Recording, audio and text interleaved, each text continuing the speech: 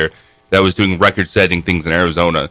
And like yesterday was the first time a lot of people knew who he was. Literally right down the street. We used to get, and we get a regional, right? A network. I get Rocky Mountain. What's the Rockies on? Is it AT&T Sports? What's Not it called? anymore. What's it called today?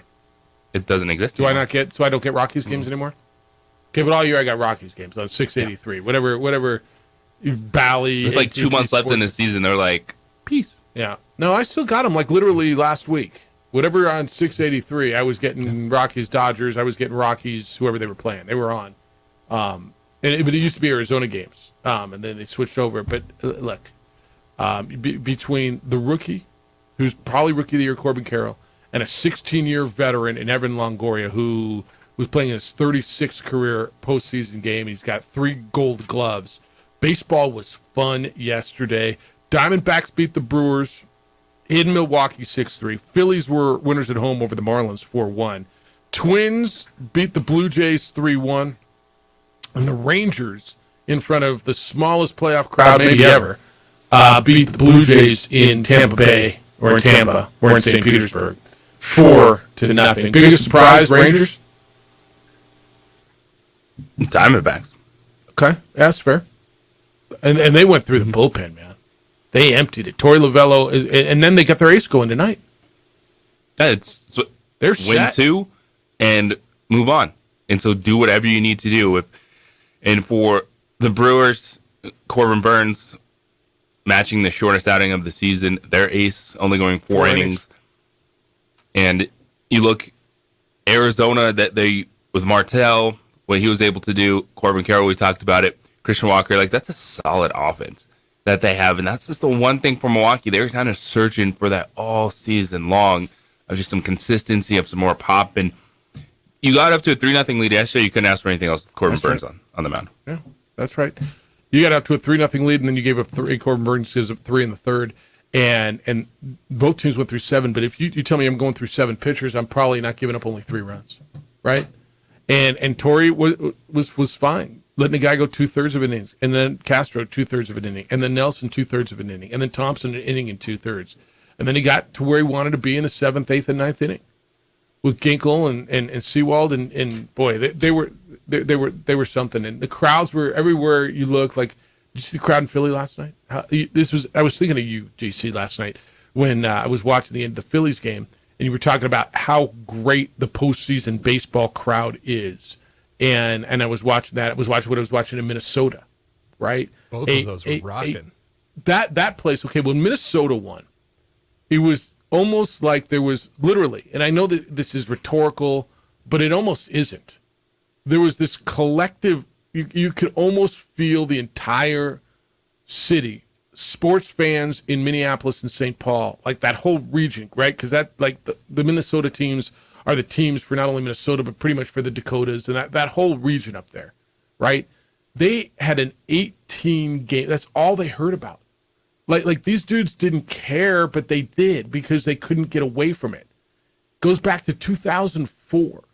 18. You don't lose 18 games period in a row in a season, but they lost 18 straight playoff games. It was literally like there was this collective weight. You could feel the whole town just, okay, right? They finally got that final out. I just watched that place go bonkers. You could feel it through the TV. Yeah, and when you see that, it's unfortunate down in Florida that Tampa can't seem to get that right, because they say it's difficult to go over the bridge, but I'm sorry, it's not easy to get there in Minneapolis. So where are they building a new stadium? Is it in Tampa or is it going to be in St. Pete? I've heard it's St. Pete. That's what I heard too, where this one is, and they tell me that, well, it's because it's such a crummy. I've never been in Tropicana Field. No, I'm not either. Now, I know the people who run the Gasparilla Bowl used to play over there, and they told me what a rough facility it was. Now they've moved it over to where the Buccaneers play. So they moved it, and I've heard that same story. People don't want to go over the bridge. People from Tampa don't go to St. Pete and whatever. People from St. Paul seem to go to Minneapolis. I don't know. When you've got like a Twin City kind of a thing, you got to figure that out. And I understand Tampa is more of the center there than St. Petersburg. You got a really good baseball club there. You got a really good baseball club. But maybe it's like here, right? I mean, people don't want to go to Rio Rancho. I'm not going to Rio Rancho to go watch a game. No, honestly. I gotta go all the way over the river and all the way out there to go watch a game. Ding, ding, ding. I mean, it's the same concept, right? Yep. Now I don't know where else that happens. I mean, you're gonna have a metropolitan area, and you try to put something in the middle, or at least accessible. And I'm not super familiar with the Tampa Bay area, but all I know is wow, 19,000 people. They got a beautiful club there. Is just building the new ballpark? Is this a build it and they will come thing? Is that what they think? It seems to be the thought process. Because there's a lot of money that municipality is investing into this new ballpark to keep that club there. I don't know. I just don't know enough about that area. But it's something. All right, did you watch the playoffs? Let's go. 505-246-0610. You get them again today. They'll be all over your television again today. If you want them, they're there. If you don't, they're not. That's the beauty of this, right? Exactly. That's why the good Lord invented the remote control. Here's what I got for you on a schedule today. You will. I'm trying to get it for you. Come on, click. You got times today? Because I can't get there. Literally cannot get there. All right. Today, Texas, Tampa Bay, 1 o'clock, ABC. 2:30 on ESPN, Toronto, Minnesota. 5 o'clock, the National League starts on ESPN 2, Arizona, Milwaukee. And again, Arizona with a chance to close this thing out with their ace on the mound. And Miami, Philadelphia will be the 6 o'clock game, and that'll be over on ESPN for you. So that's what you got, and enjoy it because the baseball has been pretty fun. It's also game day for New Mexico State. Aggies are at home tonight. They're on CBS Sportsnet tonight. 7 o'clock start. Aggies at home against FIU. There's 2 Conference USA games tonight, 2 Conference USA games tomorrow. Get used to. Have we come up with anything like Maction or Fun Belt yet? I mean, Not yet. there's We got to workshop it a little. Everybody's been trying to workshop this. This is a little tougher one, but Conference US Workday is kind of where I've been. Or US Weekday is where I've ended up. It's not very good. That's all I got for you. Aggies are 6.5 point favorites at home tonight. It's been a minute since I think I've seen the Aggies 6.5 point favorites. No, It has been. you like them tonight? It's almost been out of sight. Right? We haven't seen the Aggies since. No, it's because they went dark. Right? They're out of sight, out of mind because they did it on purpose. Did they not have a press conference this week? Like they let their coach speak, and it was Tim Beck, Yep, their assistant coach. assistant coach, the offense coordinator last week. And I'm assuming Players did Jerry not talk to Kilby- the media. Will Jerry Kill coach tonight? We think. Game time decision. So nobody's been. So they haven't played. They played here 2+ weeks ago. Went to Hawaii, played the late night game, which nobody really wasn't available on your on. You had to really dig for that one on an app late night, and then you have the video break and they've gone dark. And by the way, it works, right? People stop talking about it. I told We you. want no one to talk about you. Well, that's kind of look. If it works, and that's what kind of their strategy has been, put out a statement. We can't talk about punishment because any discipline because of privacy acts. And How about someone say sorry? nobody said sorry, right? Anyone. Yeah, I got a Anyone. text from Jeff yesterday that said, I think I read it to you yesterday. He said he was talking to, here, I'll find it for you. But he was talking to his buddies and said that State apologized. And he said, did I miss something? What don't I understand? He says, last night texted with some Las Cruces buddies. 2 of them said New Mexico State apologized. And the quarterback apologized for the P-gate or the rival P. He said, I never saw an apology from the head coach, the administration, or the player. Did I miss something? I don't believe so. I know I was out of town for a couple of days, but there was nothing? Okay. We would have discussed that. Yeah, and then it went away. I mean, it works for them. All right, so on CBS Sports tonight, do the announcers, does the broadcast team mention it when they bring up, they feature Diego Pavia first time he comes out? I mean, he's always the guy you feature in the pregame. And for the Aggies, Diego Pavia, the dual threat quarterback, who blah, blah, blah. Do they mention it? Probably not. You don't think so? On CBS Sports, they don't mention it either. What do you think? Over under half a time. Probably once. Okay, so Assuming, but They don't show it, and controversy in the state the last week is this appears to be, and we keep saying it appears to be. I mean, they've admitted it was him, right? Yes. But we keep it a video of what appears to be Diego Pavia. Okay, I mean it's him, but that was their strategy. It's just wild to me, and it works, right? I told you it would work. People have just all right, move on, and that was their deal. We'll address it internally, and that's all we got to say, and nothing to see here. Move on. Guy peed on a logo. So what? People pee all the time in fields. Happens all the time. Aggies play tonight. FIU will be in town. 6.5 point favorite is New Mexico State. This is a big one for them, by the way. This is a big one for them. If they can get to 3-3 and looking down the line at their schedule and what they've got and trying to get bowl eligible, if they can get to 3-3, the next one's Sam Houston. UTEP is struggling. I mean, if they can get 3, 4, 5, and 3 and go into the final stretch with Louisiana Tech and Middle and Western Kentucky and Auburn and Jacksonville State, they got a chance. But they got to get this one tonight to keep it going, don't you think?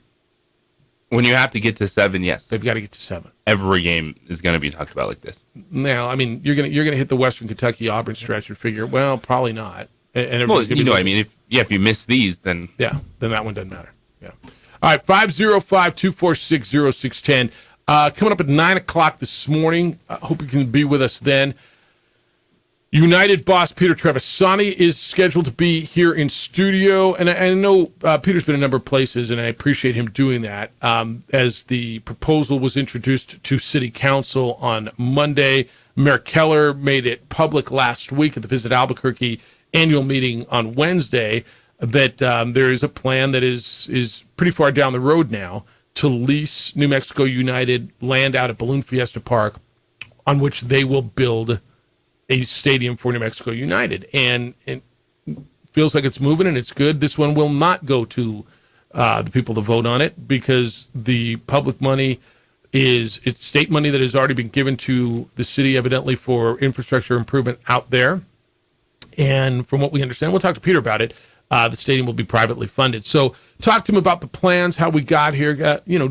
I know you've got questions. If you've got something you want us to ask Peter, you're welcome to send them to us. Text them at 505-246-0610, or you can send an email to us, jeff@sportsanimalabq.com or jj@sportsanimalabq.com. But looking forward to having that conversation with Peter and just what the plans are and time frames and just moving forward, because I think this has been a cloud that's been hovering over everybody for quite some time. All right, when we come back, Aaron Rodgers spoke yesterday where he speaks on the Pat McAfee show.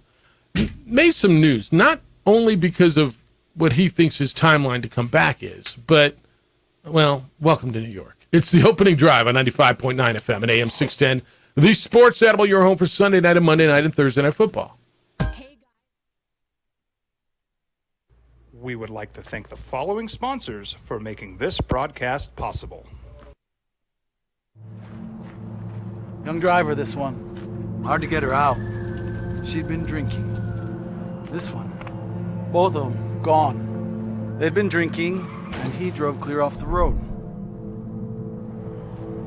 This was my family. Drunk driver hit us. And my wife and our daughter, they didn't make it. We here at Clark's Pet Emporium welcome you to bring in your pets. We know that having your pet with you makes the experience of shopping for them even better.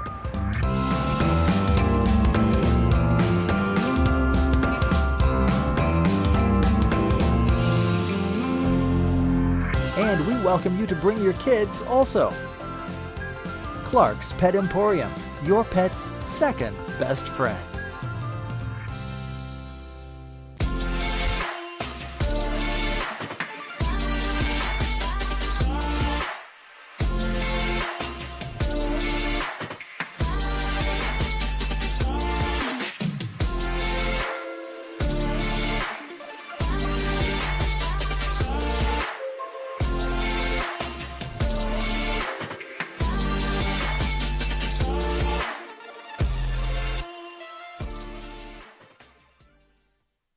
These days, it's important to know people and businesses you can trust. There's a lot of places where you can buy a vehicle, but there's only a few local dealerships where you'll find honest people who have your best interests in mind. And Fiesta Kia is Financially to increase your worth. Whether the market is up or down, Secure Future Investor can set you up with guaranteed money for life income. It's the difference between thinking you have enough money to retire and knowing. Fiesta Kia on Lomas. Or just start driving now at fiestakia.com.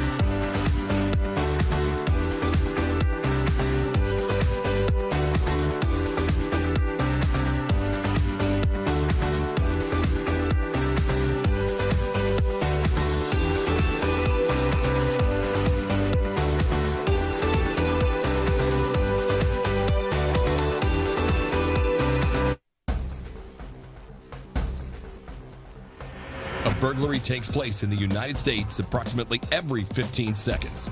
International Protective Service is your answer for commercial and residential security in all of Albuquerque. IPS will work with your monitoring company for fast, reliable response times. You can rest easy knowing you, your family, or your company is watched over by International Protective Service. Call International Protective Service today.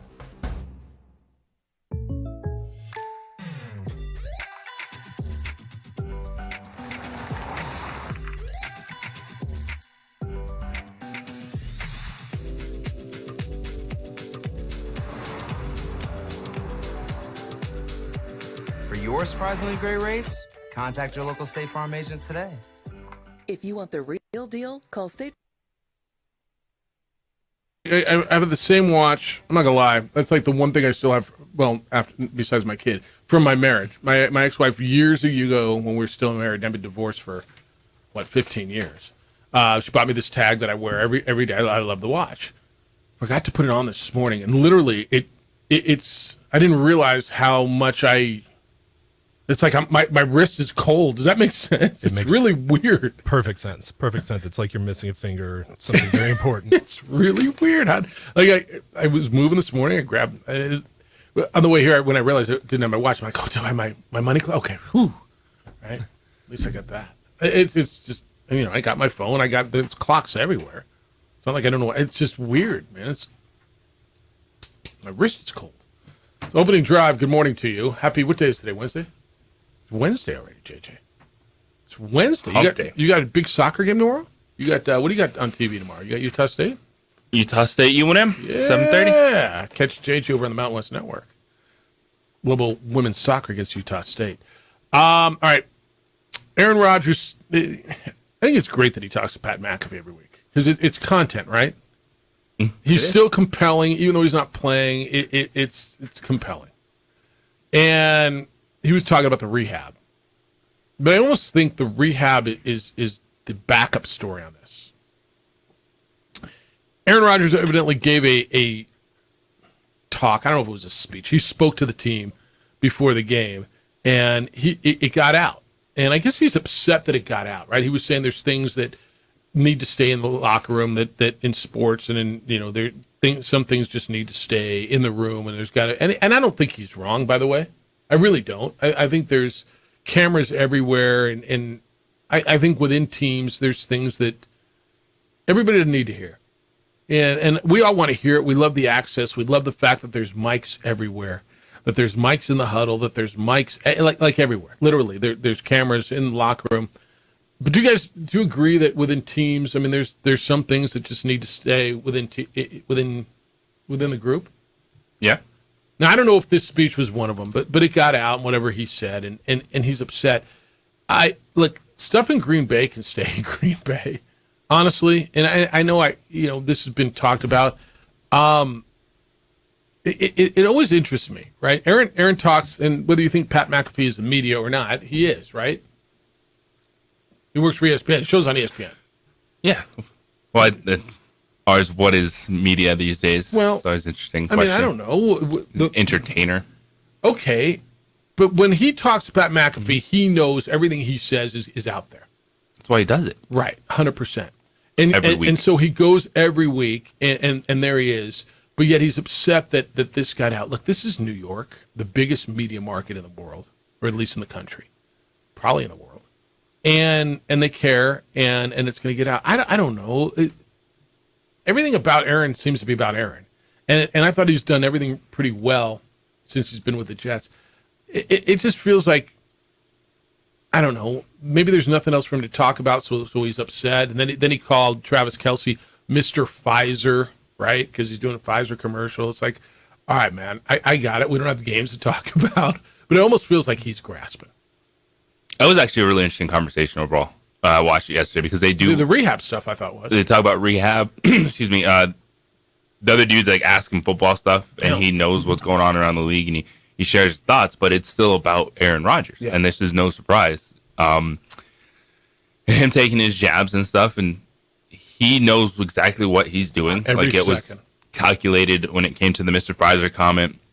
You mean he didn't just come up with that on the cuff? Everything along those lines. I'm sure sitting there when he was sitting by Woody Johnson on Saturday night going, this is going to be a good one Tuesday. This one's going to be good on Tuesday when I'm talking with Pat McAfee.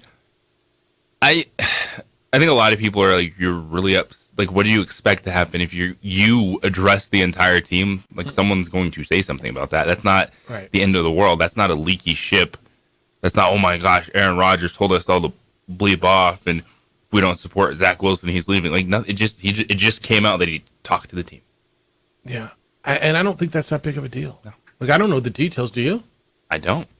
And so what? I don't know what. Sometimes I think he looks for stuff. And look, when you're going to talk every week and you don't have games to talk about, and you don't have, I mean, what are we talking about at this point? Right? Your recovery. And I agree with you. I thought the conversation about recovery, about, I've got things working against me. I'm 39 years old. I'm the oldest player in the league. A lot of people have a really hard time coming back from this. However, I haven't really paid any attention to any of that stuff. I just kind of have been making my own protocols, my own timetables. I think that's good stuff. The fact that he's out of a boot in 13 days is what he said, and walking with little assistance was like he said, pretty special. Just to be in the locker room with the guys and talk to them Saturday night, and feel the energy. I'm down with that. I agree with you. There's still a lot of interest there. I was just kind of curious why he was taking shots. Like what was the? Does Kelce engage him, or just kind of because they're going to Kelce today, or tomorrow, or yesterday, or whenever it was? Does he got a name for Aaron, or does he just kind of laugh it off? Probably just laughs it off. That's the move, isn't it? That's the player move. Just it's a player jab. It's nothing like, oh my gosh, I can't believe he said that. Like, even what's the jab? What's the jab? Well, it goes back to the vaccinations. The vaccination. I guess, Johnson & Johnson is. And he's sitting next to Woody Johnson. Yeah, I know. What's the jab? Dude's got an endorsement just like you do. I mean, what do you Jake's side? Not every joke's a great joke, Jeff. No, that's right. He's like, what? I mean, because you're Jake's from State Farm sidekick. It was trending like that on social media. Is it still? I'll have to look it up. Yeah. We need to learn as an organization that some things need to be kept in-house. Some things need to be, we got to tighten the ship up a little bit. I mean, I don't know. Do you? In regards to that, there's plenty of problems on the Jets right now. There's plenty of problems. And Aaron thinks he's coming back this season. It would be for the playoffs. They're not getting the playoffs. They're not. I mean, is there a easier bet? The biggest thing out of all this is Aaron Rodgers does indeed want to play again, and he's actually trying to do it this year, if humanly possible. Yeah. And I love all that. And I've heard a lot of conversation. Well, do you think this is him saying he's unhappy with the Jets? Not at all. I don't hear that at all. I hear a guy who's frustrated by the injury. I totally believe he was 100% bought into this year. Absolutely. That this was a big deal with this club and this city, and this was him proving. He watched Tom Brady at 40 whatever years old win a Super Bowl, and he's only got one. Look, if he would have won a Super Bowl, or let me not even put in past tense, right? If he wins a Super Bowl with this organization, he is a legend forever. Right? Joe Namath did it in 1969. What is that, 52 years ago? 56 years ago? 54 years ago? 54 years ago. And Joe Namath is still a legend because he's the only Jets quarterback to ever have won. Giants quarterbacks have won since. Phil Simms has. Eli Manning has. Jeff Hostetler has.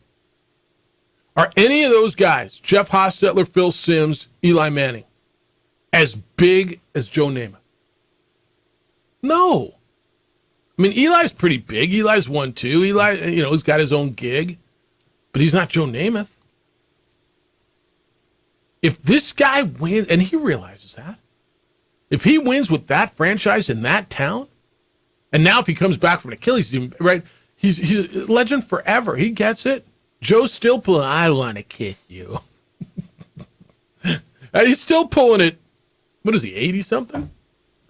All right, 505-246-0610. We're going to do the red zone at 7:45. If you're on the phones, we'll get to you. Got to hit this break.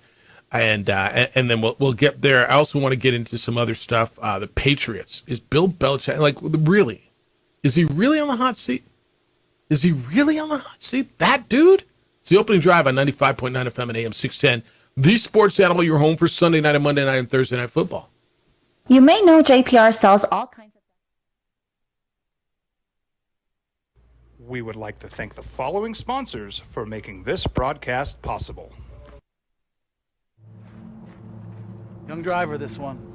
Hard to get her out. She'd been drinking. This one. Both of them gone. They'd been drinking, and he drove clear off the road. This was my family. Drunk driver hit us. And my wife and our daughter, they didn't make it. We here at Clark's Pet Emporium welcome you to bring in your pets. We know that having your pet with you makes the experience of shopping for them even better.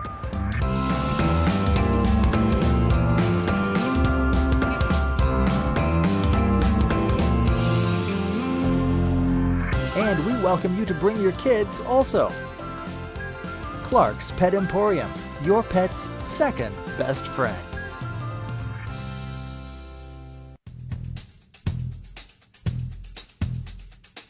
International Protective Services is a proud supporter of ProView Sports and New Mexico Youth Athletics.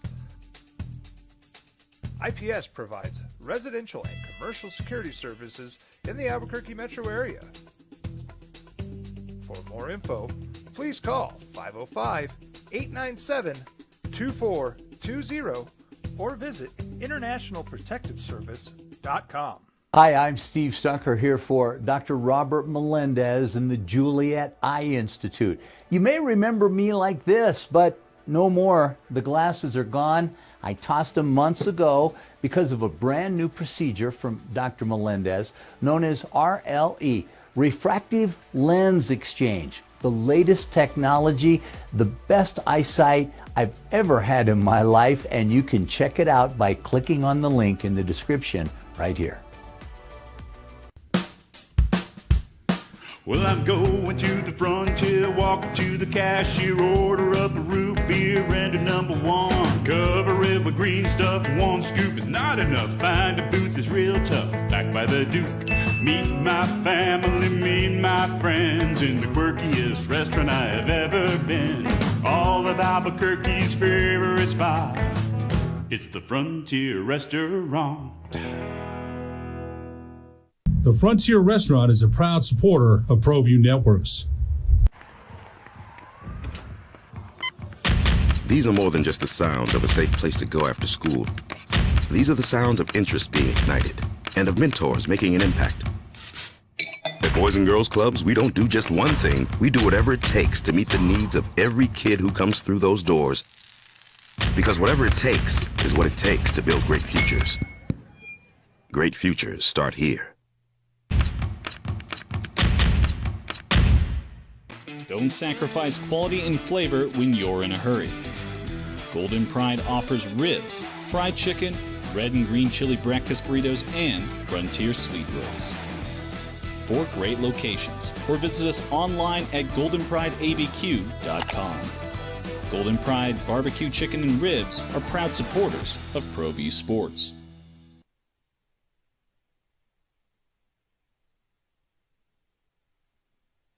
We would like to thank the following sponsors for making this broadcast possible. Hi, I'm Steve Stucker here for Dr. Robert Melendez and the Juliet Eye Institute. You may remember me like this, but no more. The glasses are gone. I tossed them months ago because of a brand new procedure from Dr. Melendez known as RLE, Refractive Lens Exchange. The latest technology, the best eyesight I've ever had in my life, and you can check it out by clicking on the link in the description right here.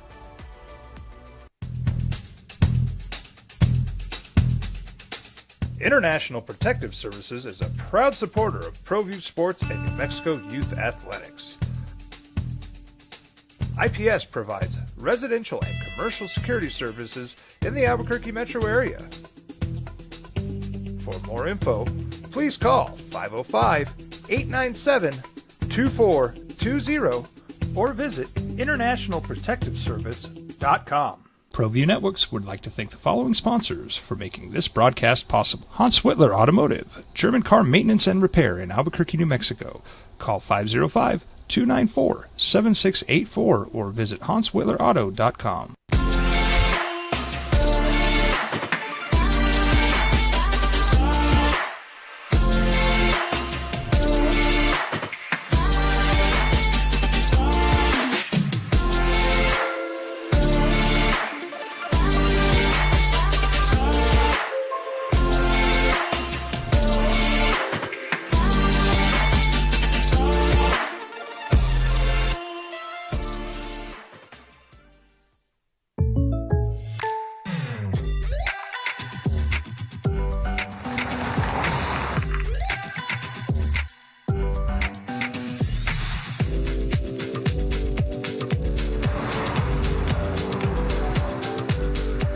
For your surprisingly great rates, contact your local State Farm agent today.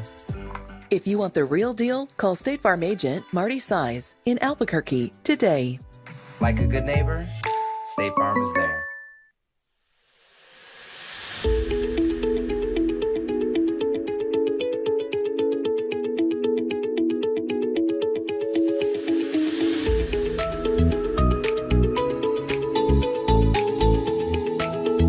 I think the one that gets upset first is the owner.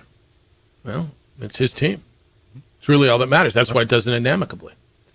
Edward, good morning. You're on the Sports Animal. It's your club. It's your beat. What's up? Well, top of the morning to you in this 48-degree weather.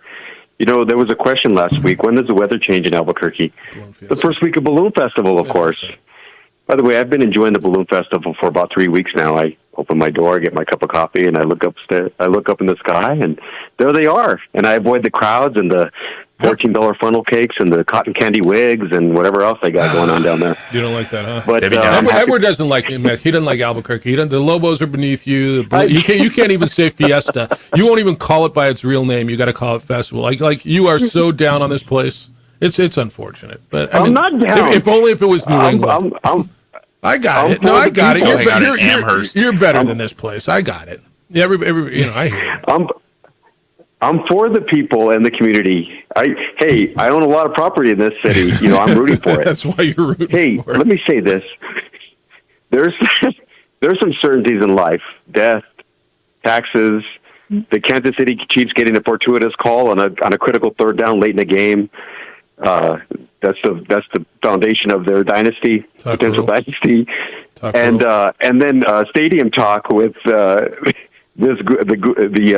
soccer team here. But you know what? I'm interested to see what the gentleman has to say. I've yet to attend the game. I hear it's really fun and exciting, so I support the city. Hey, moving forward, there's some interesting things going on just in the NFL. This is a huge game this weekend for the Cowboys at the 49ers. Yeah. You know, Brock Purdy, who has the number one QBR in the NFL, Mr. Irrelevant, has never lost. He's unbeaten, untied in every NFL game that he has started and completed. Unbeaten and untied. And he's not just some guy that you throw out there, right? This guy, he's a quick decision maker. He's accurate with his throws. He's a good leader, and he's mobile. It's gonna be interesting to see how this thing plays out. Mr. Hurts from Philadelphia has won 21 of his last 22 NFL starts, regular season starts. I want you to think about that. Yep. 21 of his last 22 NFL starts. I know you can't swing a dead cat and not knock over 14 Cowboy fans in this city. And I know they love Dak Prescott, and they're always trying to convince me. If Dak Prescott goes in this weekend and loses to Brock Purdy again, which I know it's not just him, it's the team, but gets beat again by Mr. Irrelevant, I don't know, man. The only thing I know about the Cowboys this year is they can beat bad teams. They beat 3 1-3 teams, right? And you beat you play who you play, and you beat who you beat. And lost to a 1-3 team. But and they lost to a 1-3 team. So that's the certainty that I know right now. So Dak's a front runner. You know, he's a good player. I'm not saying he's trash, but he's a front runner. And it's becoming more and more evident that he's a front runner. But we'll see how this plays out. They may pull, just when you think you know, you really don't know. That's promising. The Patriots, all things come to an end. I've been telling my friends since Brady left, they should tank. They should tank this year and go for Caleb Williams, honestly. And he's a pivotal player. They're in purgatory. They're in QB purgatory right now. And Belichick, who has won 8 Super Bowls, 6 with the Patriots and 2 as the defensive coordinator with Bill Parcells. By the way, Bill Parcells won nothing without Bill Belichick as not being his defensive coordinator. He won nothing. But the narrative changes fast. Do I think the game maybe has passed him by a little bit and he hasn't evolved as quickly? Yes. Do I think his age is a factor, as he's probably over 70 now? Most definitely. And all things come to an end. We'll see how this plays out. But boy, the narrative changes quickly. Yep. But right. They're bad. The Patriots are bad. Yes, they are. But we'll see how it plays out. Right, anyway, thanks for letting me share a few thoughts. Have a delightful morning. All right, a couple things. This is a big game. This is this is the best game of the year so far. Yeah, we have so far it's week 5. Jerry Jones saying that San Francisco, the Super Bowl favorite, and they're going to have to go through each other. And this is, as he said, hopefully the first of 2. Look, we're not burying the Cowboys because they lost to Arizona. They came back and won 38-3 last week. If you buried them because of one bad loss, you're wrong. Okay? I mean, it's just like the Bills lost to the Jets. Right? Did we bury the Bills? We did. And now people came back and said, oh, wait, they beat the Dolphins. This is exactly that. Right? Yes, it is. And to his point on Dak Prescott is if Brock Purdy against the Dallas defense is comfortable, is efficient, that's going to be the frustrating thing. Yeah. Like both these quarterbacks it should be a very challenging day for both these quarterbacks. All right, when we come back, let's get into the red zone. DC but we never do it in the 7 o'clock hour, so we will today. Where does the road through the Super Bowl run? We got all kinds of really cool stuff on there. 12 teams sitting at 2-2. What about them? We're going to do the red zone when we come back. It's on the opening drive on 95.9 FM. And AM 610, the sports animal, your home for Sunday night and Monday night and Thursday night football. For years, I've been telling you about IPS. They offer standing guards, 24-hour patrols to protect your home and business. You might not know IPS also installs home alarms, and they've been doing that for years. They want to remind you that if you don't have an alarm in Albuquerque, you're much more likely to be a victim of break-in. IPS's technology team also installs video cameras that will record criminals who vandalize or steal company or home property. The video will help the police in the investigation, and when bad guys see surveillance, it discourages criminal activity.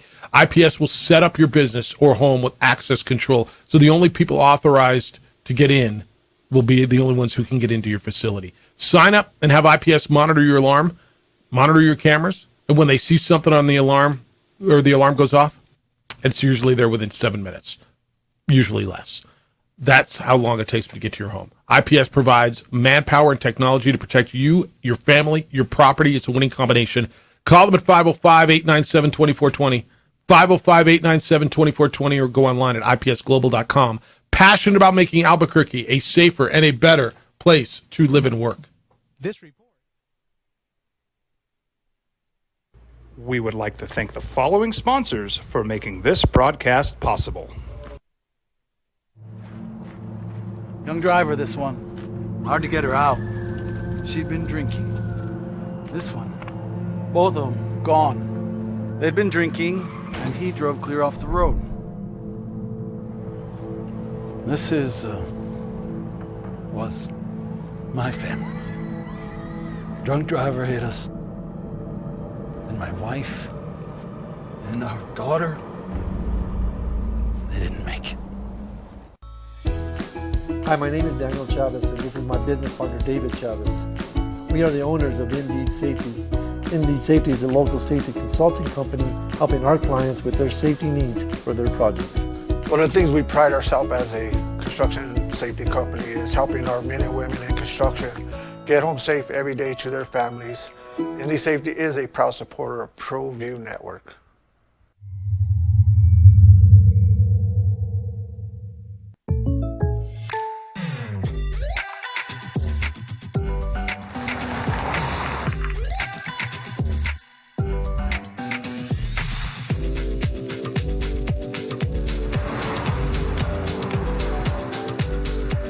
For your surprisingly great rates, contact your local State Farm agent today. If you want the real deal, call State Farm agent Marty Size in Albuquerque today. Like a good neighbor, State Farm is there. I was born in New Mexico. I grew up on these streets. I got in trouble here, and I fought my way back in boot camp. I love New Mexico, especially the people. Now I'm using my training, tenacity, and energy to fight for you. I'm Adam Oki, lawyer, fighter, and New Mexican. I was a local athlete here in New Mexico, so I'm proud to support your local athletes.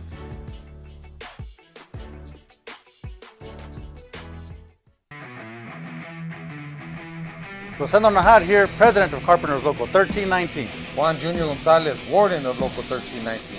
Some people have a misconception about what a carpenter does. The carpentry trade entails more than just woodworking or building houses. We are responsible for 85% of a construction job site. Everything from the superintendent on down. We have a great apprenticeship program. Information can be found on our website.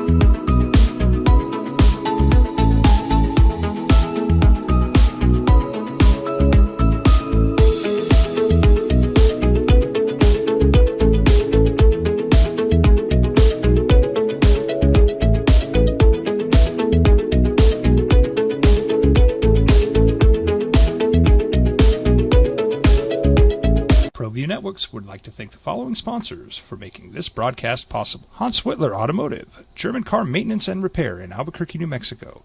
Call 505-294-7684 or visit hanswhitlerauto.com.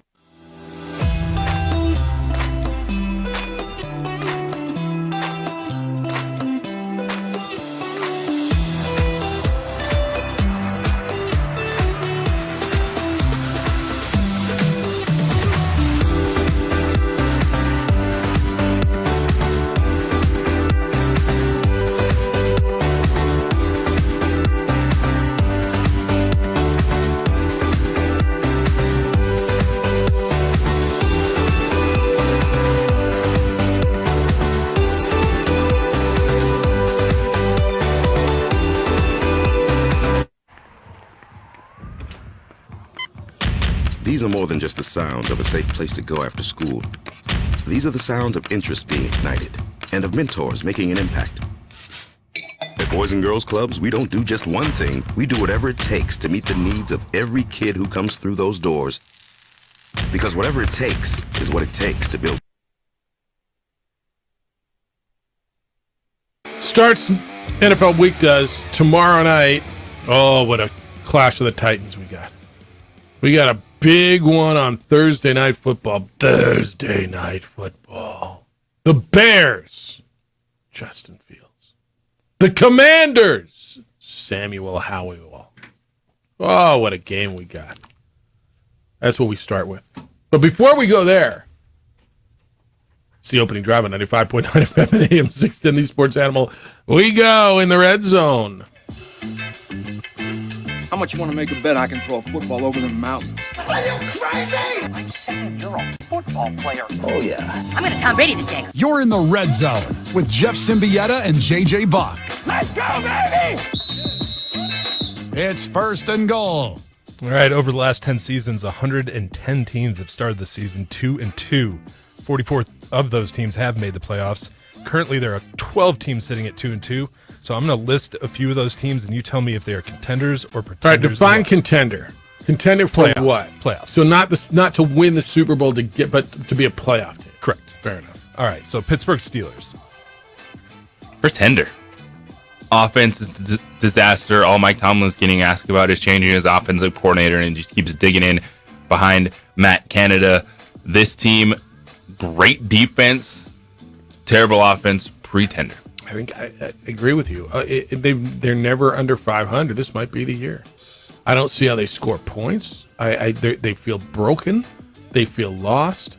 When they got run out of the built in Houston last week, I swung on it. I'm looking at it like, I get it, they're 2-2, and they're in a division that I don't know that I think anybody, maybe Baltimore runs away, but I think this is the year they might be a pretender. All right, Houston Texans. Contender. I think, again, let's play the division, first of all. So who's better than them in that division definitively? I mean, you want to tell me Jacksonville, but I mean, they beat them. They went in their house and beat them handily. Indianapolis, you're convinced? Tennessee, you're convinced? Absolutely contender. I agree with that. I think the Texans are a contender because of the division. All right, Green Bay Packers. Contender. I think this team is going to be nipping at the heels of the wild card. And Jordan Love, he's still learning. You look at, he had 2 really good games against bad defenses, and he struggled against good defenses. It's what you'd expect, even if Jordan Love has been in the league with 3-4 years at this point in time. But that's a talented team that's going to be a contender for a playoff spot. Contender for the last playoff spot, because I think Jordan Love's going to get better. Their weapons are getting healthier. They're getting better, and I think their defense is good enough, certainly, to contend in that division. All right, and finally, the Rams. Contender for that last playoff spot. Assuming Matthew Stafford stays healthy, they've got, the win in Seattle was impressive. Look, they almost soiled themselves last week. That would have been devastating to blow that lead. They did blow the lead. They came back, but they get, theoretically, they're getting Cooper Kupp back. The ascension of Puka Nacua. If Matthew Stafford, and then Kyron Williams looks like a legitimate workhorse back. Defensively, they're better than I thought they would be. They're contending for that last playoff spot. Absolutely a contender when you have those offensive weapons, potential of getting Cooper Kupp back, which is, it's going to be good. It's going to be fine for this offense. You look at the Rams right now without Cooper Kupp, they're 4th in yards per game. They're going to make it work. Puka's going to get his, Kupp's going to get his 2-2 as well. Contender. Second and goal. Ready, down, put. All right, we started talking about this. Jerry Jones made an interesting comment saying that the Super Bowl runs through San Francisco. So he must have a short memory because the Eagles are 4-0 and represented the NFC last year in the Super Bowl. So does the road to Super Bowl 58 run through San Fran, Philly, or somewhere else? Right now, in the NFC runs through San Francisco. Like I get it, you got to beat the champs, and they're still the champs. But 4 weeks into the season, I don't even know that I think it's arguable San Francisco has been the most dominant team. Now, can that change after next week, the week after, 2 weeks after that? Sure. As we sit here right now on October 3, 4, whatever the heck today is, yeah, right now it runs through San Francisco. Jerry Jones doesn't have a short memory because he's talking about his team losing to San Francisco in the playoffs. And that's the step that they have to take. Not beating the champs, but beating the San Francisco 49ers. He understands somehow, some way, that is going to be a playoff matchup that his team has to figure out how to win. 3rd and goal. Yesterday, I started hearing the idea of the Giants trading Daniel Jones to the Jets. We've talked about Kirk Cousins to the Jets earlier, but if you're running the Jets right now, would you try to work out a trade, or is it time to just put this to bed because Zach Wilson is the guy for the rest of the year? Were you listening to Giants fans tell you that? Because if you're the New York Jets, you want no piece of Daniel Jones. You want none of that. That does not make you a better football team. And plus, Daniel Jones just signed a contract extension. So he has more money on his deal after this. The Kirk Cousins stuff, you could talk yourself into that because he's a free agent at the end of the season. The Daniel Jones stuff is nonsense from Giants fans that want to get rid of him. Yeah, put it to bed, please. This isn't a 1-year deal. See, the Kirk Cousins stuff, to your point, would be on an expiring contract, and he's done. So you're bringing him in for this year with the intent of having Aaron Rodgers next year. You bring in Daniel Jones, and all of a sudden now you got Daniel Jones making $40 million next year, sitting behind Aaron Rodgers. And oh, by the way, I'm not going to blame all of Monday night or Sunday night on Daniel Jones. I'm not. Was it Sunday, Monday? Sacked 10 times. Yeah, it's not all his fault, but some of it is. And throwing the ball away like he is. Look, I'd be throwing the ball in panic too if I got those dudes breathing down my neck all freaking night. But he's not the answer. The answer is put that thing to bed. 4th and goal. Did I stutter? Beer me. All right, last year, Matt Rule was fired by the Panthers after a 1-4 start. We're starting to hear some chatter about coaches on the hot seat. Some of those are pretty big names. Do you think a coach will be relieved of his duties before or after Week 6 this year? Who will it be? Who's going to be the first one to go? I don't think anybody's before Week 6. I think history tells you, though, that somewhere around Week 8, 9 that somebody will. I don't think that it'll be that early, but boy, Matt Eberflus is sorely. That's the Bears guy. And the way his team is bad, the way they've handled this quarterback that they believed was a franchise quarterback, the way he sounds and is handling press conferences and is flustered and feels like he's just trying to deal with the spin. It just feels like he feels like a dude who's in over his head. Matt Eberflus and Josh McDaniels are the names that I look at. I don't think anyone gets fired before Week 6. But those are the two that immediately jump off the page to me. That's the Raiders. Yeah. You think Mark Davis would pull the trigger there? Absolutely. Boy, they've had a nightmare, huh?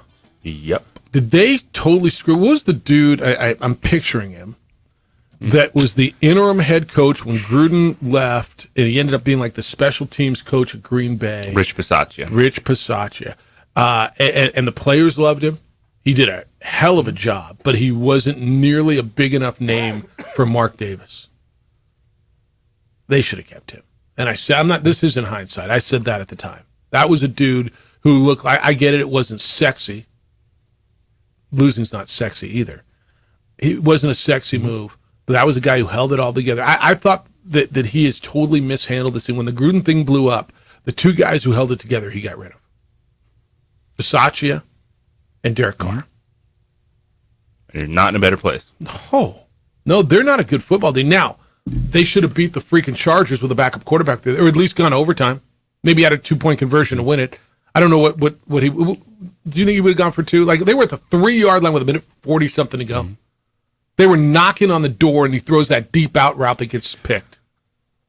That was of all the decisions this weekend, and there were some so bad ones. Well, that's back-to-back weeks with bad decisions for the Raiders. O'Connell throwing, but then you're down 8 and you're kicking a field goal. Yeah.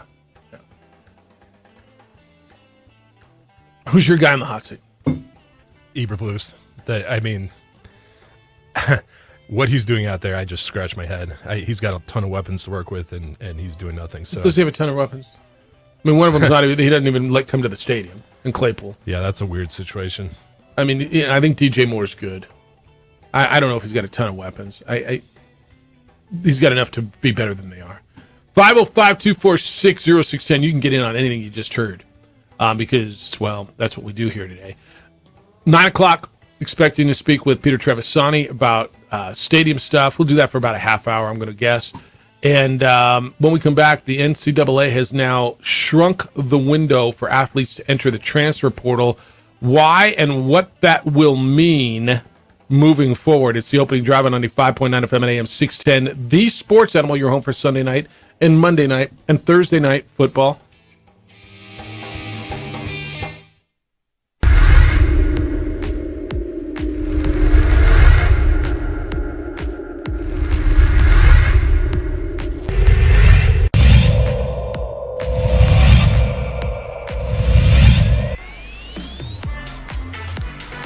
Olivas going to the corner of the end zone. Nice grab there by Josh Jackson, and that's going to be a touchdown, El Dorado.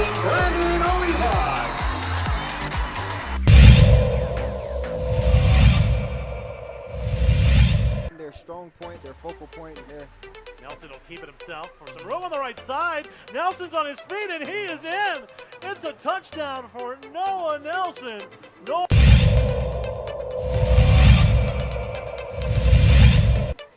Sliding, they slid out of going out there.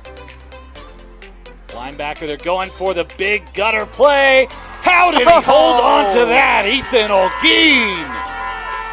My goodness, a 32-yard bomb.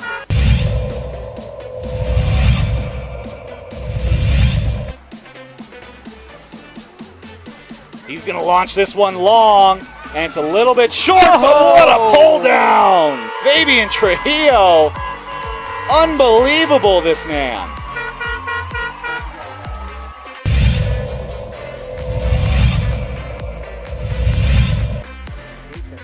Dyer, back to pass. Pressure, gets out of it nicely. On the sideline, got an open man. It's Lambrana. Cheeto made one miss. Cuts back up the middle. Another cut to the right, and he's all the way down at the 10-yard line. Is that Sweet Pete Jr.? Right? That's Sweet Pete Jr. right What there. a move there by Cheeto Lambrera.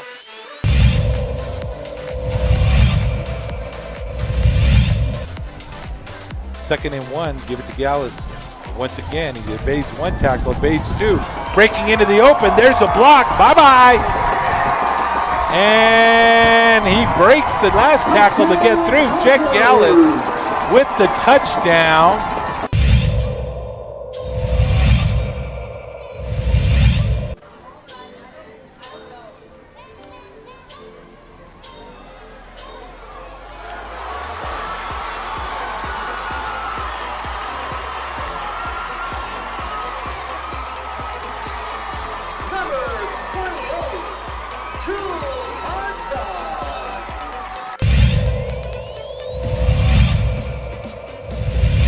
Happy with his defense so far. Vukovic, and that ball is ripped up. Bernalillo will have this ball at the 1-yard line.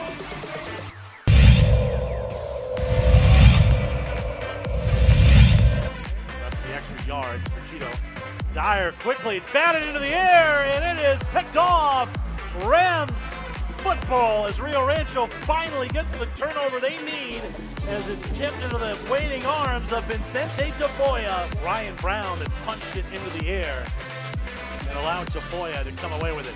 Let's see if Nelson can make it pay. back. No! LaCueva gets it back on another tip drill. It falls into the waiting arms of the senior Luke Ryder.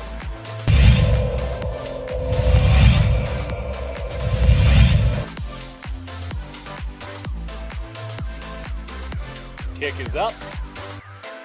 It will bounce into the arms of Daniel Garcia, and Garcia explodes through the middle. He dodges Castro, and Garcia will run that one back from about the 17-yard line. In the AM with 3-time New Mexico Sportscaster of the Year, Jeff Symbieta and JJ Buck. Game day for conference Tuesday, Wednesday. No, that doesn't work. Confluent. But there's got to be a good weekday moniker for Conference USA. You know, Fun Belt action, something like that. Aggies play tonight. They're down at home in Las Cruces on CBS Sportsnet against FIU. 6.5-point favorites. October will be weekday games for Conference USA, so they're not going to play any Saturday games for the next month. And so get used to that. It'll be Wednesdays and Thursdays as you go through it. You got the baseball going last night and yesterday. first round first games of the first round of the playoffs. What am I trying to say? First games. The Rangers beat the Rays in Tampa 4-0. The Twins broke an 18-game postseason losing streak that dated back to 2004. They beat the Blue Jays 3-1. Diamondbacks got down 3-bagel in Wisconsin and beat the Brewers 6-3. They used 7 pitchers to win that game. And the Phillies beat the Marlins 4-1 in Pennsylvania. You get all 4 of those again today. It'll start at 1 o'clock, and you get to enjoy day baseball as you go through your day. It's the opening drive. Jeff Symbieta and JJ Buck, DC, is producing for you. You can call and talk to him at 505-246-0610. All right, bigger issue, transfer portal or NIL guardrails is kind of the word. NIL guardrails. That's right, but they addressed something else. So the NCAA Division I Council this morning approved changes to the transfer portal window. What this will do will shrink the number of days student athletes can enter their names in the portal. So the rule will impact all sports. It'll give players 45 total days throughout the year to enter their names in the portal. It's not the same window, obviously, for each sport. Okay, so each sport will have 45 total days.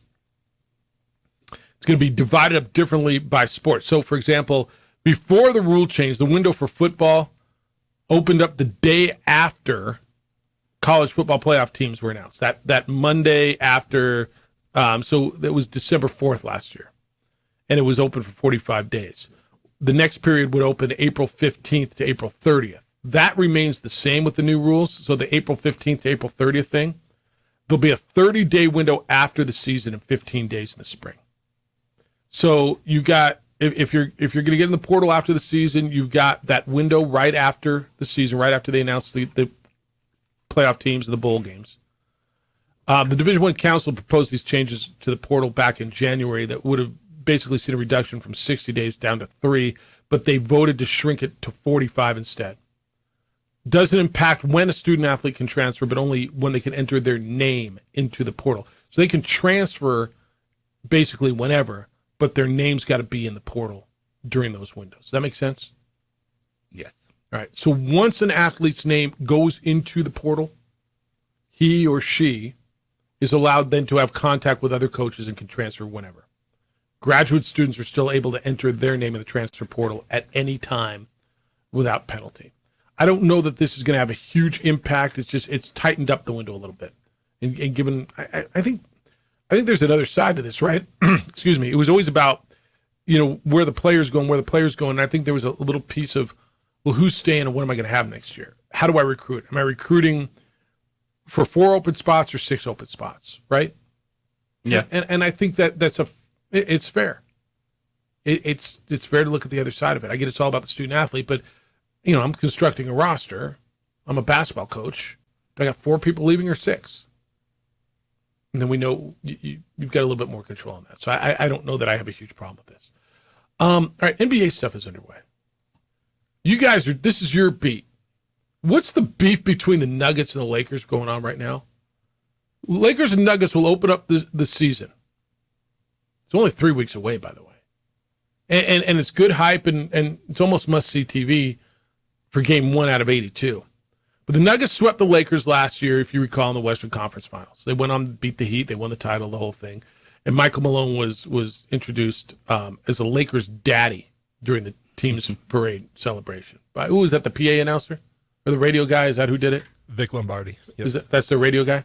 Yeah, he's with Altitude Network, so he's with the team, basically. So he started stirring this whole pot, right? Michael Malone took his shot at LeBron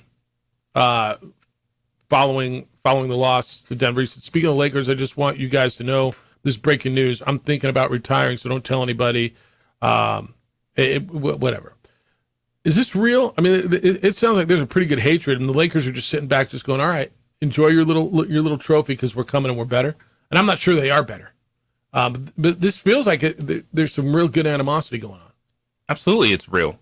You got beat by them in the Western Conference Finals. It's everyone else can talk or it's like the Lakers, like, oh, we can talk, but you can't talk type of mentality. And if you're a Lakers fan, you want that from Anthony Davis. You want him to have an edge. You want him to be playing with something to prove because he can be one of the best players in the NBA. And it was evident because this team, no one thought they were going to Western Conference Finals last year.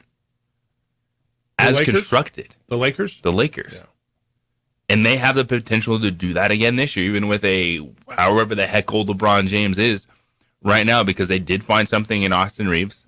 It's not just the hype of the Lakers. Like, that's a guy that can contribute on a winning team. And I'm here for it. Hey, because the Lakers would have done the same thing. They won the championship. They're throwing their parade. They're taking their shots. It's just a part of it. And if you need something, to light that fire for you on October 3rd as you get ready to start training camp, let's go. Basketball, there's more bleep talk than anywhere else, right? Wouldn't you say? In the media, yes. I think players, amongst players in the media. Yeah. And I don't, you hear a little bit in other sports. There's always something going on, with Mr. Pfizer, right? There's always a little something, a jab here and there. But man, basketball players run it. They run it. And Anthony Davis of the Lakers said, that's fine. They can have their ring. And that's good. Me and Bron had our conversations. And like, we can't wait to play them again. That's what he was saying. Darvin Ham's their coach. This bleep ain't over. Austin Reeves, man. Austin Reeves. Now he's a cover boy. They signed him to money. He's in the pictures like it's LeBron James, Anthony Davis, and Austin Reeves. They are selling the Great White Hope. Quote, you see stuff. Me, personally, I try my best to stay off social media, not look at all that stuff. To me, I go play every game the way I'm going to play. But I was happy to see Denver as the first game. It's a big night for them, as it should be. You tip your hat to them. They played a hell of a series against us. They went on and won it in the finals against Miami, so you tip your hat. But at the end of the day, we can go get a win on that first game on their ring night, obviously spoil their day completely, but start off our season in a good way, end quote. We're the Lakers. When you start putting teams together in the West, where do you have the Lakers? This is my red zone. The Lakers went to the conference semifinals last year and had a good run. They added good pieces and still have LeBron James and Anthony Davis. Where do you have the Lakers in your hierarchy in the Western Division as we start the NBA season? Is that good? Did I read it the way you did? Good. Yeah, I like that. All right. Top 6. All right. Where do you have Denver? Top 3. Okay. We both have Phoenix as a favorite, right? And with the NBA, when you're talking about where do you have a team, you can use that 6 cutoff line now, because if you're 7 through 10, you're playing team. Yeah, but the Lakers were a playing tournament and went to the conference semifinals. Yeah, but I'm saying Miami went to the finals last year as a playing team. I'm not saying they can't go. I'm saying why I'm saying top 6. Yeah, it's not I'm some down. random number I'm throwing out there. Yeah, no, I get that. I'm down with it. Lakers better than Golden State? No. Lakers better than Sacramento? I just think that's a coin flip between those two teams. Okay. Yep. Lakers better than Dallas? Yes. Oklahoma City? Yes. Minnesota? I think Anthony Edwards is that dude. It's pretty good. Yeah. And he's coming into his prime. So you got Denver, Golden State, and Phoenix kind of your top 3? Or is Golden State not in that top 3? I think Golden State can be in that conversation. Right. They were 4 games back, Sacramento. This is really where it comes down to me. Anthony Davis was healthy down the stretch. LeBron was relatively healthy down the stretch. Right? LeBron's 39, is that right? And Anthony Davis has never stayed healthy. It almost feels, and I don't know how I'm somehow convincing myself that Anthony Davis is crossed this threshold, that he's going to be there and he's going to be reliable. I don't know why. Because he was there down the stretch and he was so freaking good at times, usually. There were times he disappeared. If that dude's healthy, they can win it. Right. And one of the things with the Lakers as constructed, what you just laid out, is they might not be a team in the regular season that has a gaudy record based on if someone's in or out of the lineup. But to me, they're still in the top 6 because you have the same exact question with the Los Angeles Clippers. Like, is Kawhi Leonard, Paul George going to be able to be on the floor together? The Pelicans were a playoff team last year. If they get Zion back, they're going to make a push. I mean, they got CJ, So they got Brandon Ingram. That's the one thing. Like, I think overall, yeah, the Lakers are absolutely a top 5 or 6 team in the Western Conference. But when you look at regular season standings, it could be similar to what we saw last year, where they just end up in the playing game because of how things go health-wise. All right, boy, I got a ton of correspondence from you that I need to get to you, and I'll do that when we get back. Also, when we get back, they might be the best team in the AFC. They might be the favorite to win the AFC Championship and go to the Super Bowl, and they might be getting a whole lot better with this guy coming back. That's next. It's the opening drive on 95.9 FM and AM 610, the Sports Animal. Your home for Sunday night and Monday night and Thursday night football. This report. Call that one an 83-yard touchdown rush. We would like to thank the following sponsors for making this broadcast possible. Young driver, this one. Hard to get her out. She'd been drinking. This one. Both of them gone. They'd been drinking, and he drove clear off the road. This was my family. Drunk driver hit us. And my wife and our daughter, they didn't make it. We here at Clark's Pet Emporium welcome you to bring in your pets.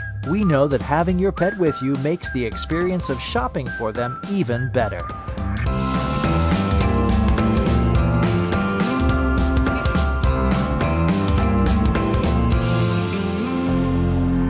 And we welcome you to bring your kids also. Pet Emporium, your pet's second best friend.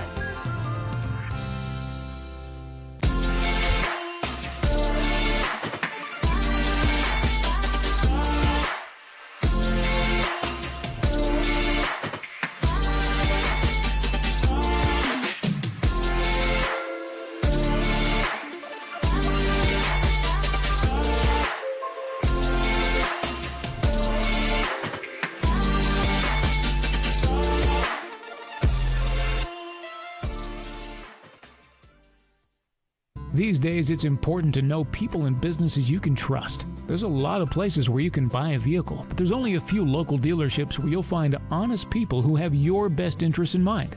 And Fiesta Kia is one of them. We've been helping our neighbors save money and drive dependable cars for years, and we'd love to help you. With new Kias arriving daily, you'll love our selection and the peace of mind you'll get driving a Kia from Fiesta. So stop by and see us today at Fiesta Kia on Lomas, or just start driving now at fiestakia.com.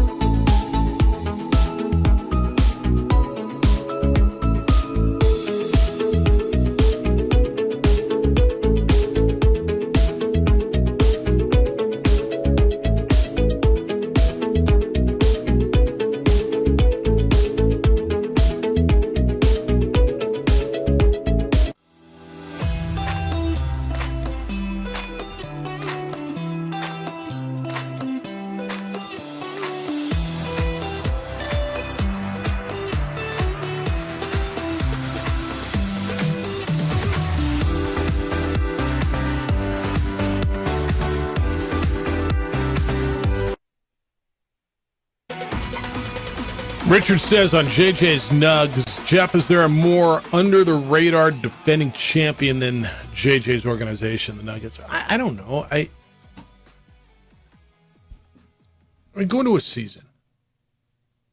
Who won the year before? Who won the NBA championship the year before the Nuggets? Was it the Warriors? And they were not under the radar. I mean, under the radar is interesting. They're a market that does not historically, traditionally get a lot of attention. They're an organization that it's not a coach that has universal respect, although he should. It's a player with a superstar that has been, while two-time MVP, I think disrespected by the national media. So, yeah, are they more, if under the radar is the right word, I'll go with that. JJ, you hit on this in a couple weeks ago on Nikola Jokic. And the disrespect, like everybody was on Embiid. And it was a really interesting, and nobody wanted to touch on parts of this, right? But there was a disrespect for his game. He's slow. He's not athletic. He's all these things. And Embiid got robbed, and Embiid's got to be the guy. And there was a lot of noise. And was there fatigue? And I think this is a real thing, right? You don't want to give it to the same guy over and over. And was there fatigue? And I don't know that I've got a huge problem that Joel Embiid won MVP last year. He was really, really good. But it got to a point where there were a lot of dog whistles in there. I thought there was a lot of racial stuff that wasn't being said in racial terms, right? But there was a lot of vitriol at Jokic, and then all of a sudden you got to the playoffs, and most of those same voices were going, "Damn! Now that I'm actually watching this dude every day, wow, that dude's really good." And so it's the market in which they play, the time zone in which they play, the franchise that they've been. They're not the Lakers, the Celtics, the Sixers, the Knicks, the Warriors at this point, right? I think there was a lot of that goes into Richard's, 8-word sentence here. Yeah, and that happens with a lot of champions. I think outside of marquee team names, I think the World Series champs, when a wild card team goes on a run, or the Marlins win one, or the Nationals, you're not going to come in with a ton of hype, and that's, as you laid out, kind of where the Denver Nuggets are in terms of the overall national perspective. Like, this is still a really good basketball team, but to me, it's not I don't think you're disrespecting the Nuggets by not automatically putting them as a favorite just because they won a championship last year. Like, it's really hard to do. Like the Golden State Warriors, that was a special team, but then they added Kevin Durant, and so they went on an unbelievable run. The Nuggets are really good. I don't trust Michael Porter Jr. for a full season.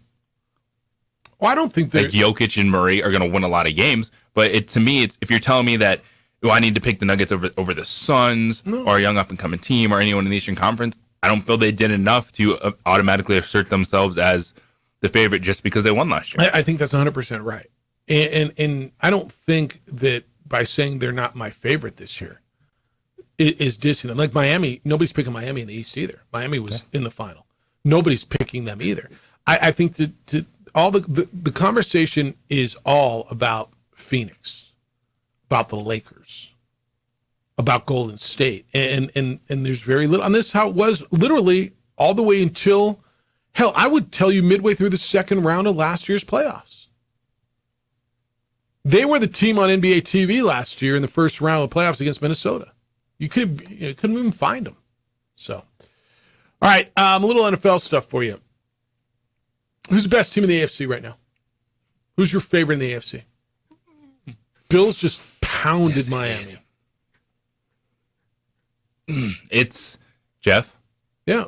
It's a week-to-week league. Yeah, so this week. I'm asking after week 4. There's three, this love triangle. That's right. Miami, Buffalo, and Kansas City. So this week it's got to be Buffalo. Who's tugging at me, and it's Buffalo. Yeah. Buffalo may get better. Von Miller plans to practice this week. Quote, "I don't know if the fans can expect to see me yet. But if I was a betting man, I would say, yeah, you can expect to see Von Miller in London." It's his quote. Bills are tied with the Chargers, Seattle, with 16 sacks this year. And Seattle got 10 of them the other day. So it doesn't, I mean, that kind of bloats the whole thing. Their defense is so good. They had 9 sacks against Sam Howell.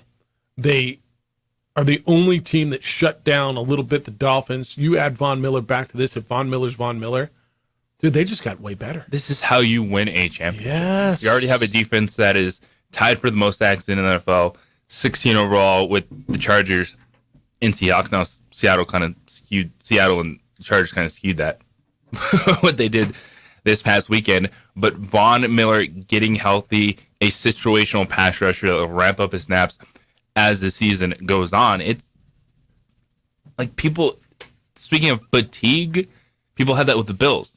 Like, they haven't beat Patrick Mahomes. They haven't played in the Super Bowl, so Josh Allen can't be any good. They just lost to the Jets. People wanted Josh Allen to be done so bad this year after that Monday Night Football. And he's not. And he's just not. Look, Patrick Mahomes, they lost opening week to the Lions. Lions are pretty good. Cowboys have lost to Arizona. I don't think Arizona's horrible, but they're not very good. Like, Josh Allen has proven that when you look at what Patrick Mahomes, what Joe Burrow has done, he's the guy that you can say, if we have to keep pace with these dudes, he's the dude. All right, so the conversation absolutely skewed 95%. Who's the number 2 quarterback in the NFL? After Patrick Mahomes, it was Joe Burrow. 4 weeks in, who's the second best quarterback in the NFL? If you're going to tell me Patrick Mahomes is the best quarterback in the NFL, is Jalen Hurts in the conversation? Is Josh Allen? Yeah. I mean, who's the second? If you get to start a franchise tomorrow for the next 5 years, and you can't have Patrick Mahomes, but you get the next pick, and you can pick a quarterback, who do you want? Joe Burrow. Okay. Is that, if you're asking me who's playing the best? Yeah. Josh Allen, Jalen Hurts, even Tua enter that conversation. Mm-hmm. But if you're still saying, hey, who non-Patrick Mahomes quarterback, Joe Burrow. Okay. I'm not as certain as I was 3 weeks ago. But is the calf clouding your judgment? It's partially the calf injury, but Joe Burrow, some of the decision making. Now he can't get out of the way. I almost feel bad for him because he's a sitting duck and he can't move. But I've watched Josh Allen get better. He's cleaned it up the last few weeks. Now, is a 4-week sample size enough to make a huge decision? No. But that's the sample size we're basing it on for this year. So, all right. When we get back, let me preface it with this, then we'll get there, because JJ, you kind of hit me in the break, and then Gopher just sent this email. Have we talked about global basketball schedule, Jeffy? Yawn. Where is the elite exempt holiday tournament with the big boys? Remember who Weir played in 2019? Legends Classic, Auburn and Wisconsin? Pepperdine. Is this the Gary Colson invite? It's from Gopher. Global basketball schedule is out. How do you feel about it? There's a few things a little better than maybe you think, but we'll get into that because, well, it's October and they're available for you here pretty quick. It's the opening drive on 95.9 FM and AM 610, The Sports Animal, your home for Sunday night and Monday night and Thursday night football. Brought to you by...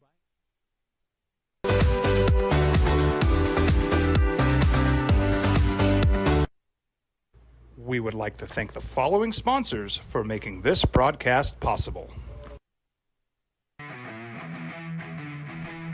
Rosendo Najar here, president of Carpenters Local 1319. Juan Junior Gonzalez, warden of Local 1319. Some people have a misconception about what a carpenter does. The carpentry trade entails more than just woodworking or building houses. We are responsible for 85% of a construction job site. Everything from the superintendent on down. We have a great apprenticeship program. Information can be found on our website.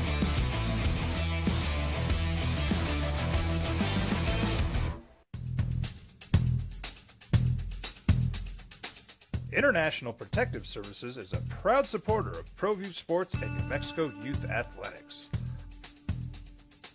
IPS provides residential and commercial security services in the Albuquerque metro area. For more info, please call 505-897-2420 or visit internationalprotectiveservice.com. Here at Clark's Pets, we understand your pets. We take meticulous time to find out more about them. Dig deep into their world to understand their needs. We do research for knowledge of each pet, so you can trust Clark's Pets to provide you the best products and service for your pets, because we work hard to understand all of their needs. Clark's Pet Emporium, your pet's second best friend. Hi, my name is Daniel Chavez, and this is my business partner, David Chavez. We are the owners of Indeed Safety. Indeed Safety is a local safety consulting company helping our clients with their safety needs for their projects. One of the things we pride ourselves as a construction safety company is helping our men and women in construction get home safe every day to their families. Indeed Safety is a proud supporter of ProView Network.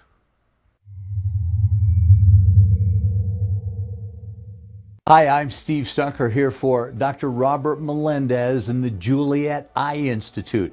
You may remember me like this, but no more. The glasses are gone. I tossed them months ago because of a brand new procedure from Dr. Melendez known as RLE, Refractive Lens Exchange. The latest technology, the best eyesight I've ever had in my life, and you can check it out by clicking on the link in the description right here.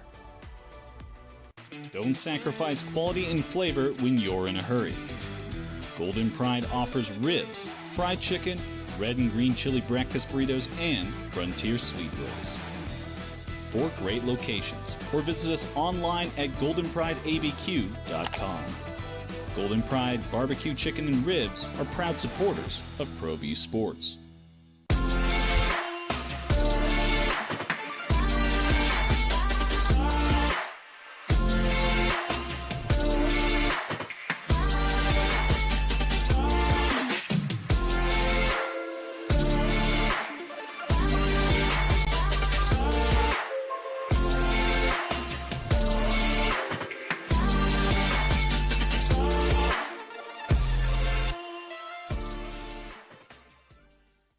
Here at Clark's Pets, we understand your pets. We take meticulous time to find out more about them. Dig deep into their world to understand their needs. We do research for knowledge of each pet, so you can trust Clark's Pets to provide you the best products and service for your pets, because we work hard to understand all of their needs. Clark's Pet Emporium, your pet's second best friend. These are more than just the sounds of a safe place to go after school. These are the sounds of interest being ignited and of mentors making an impact. At Boys and Girls Clubs, we don't do just one thing. We do whatever it takes to meet the needs of every kid who comes through those doors. Because whatever it takes is what it takes to build great futures. Great futures start here.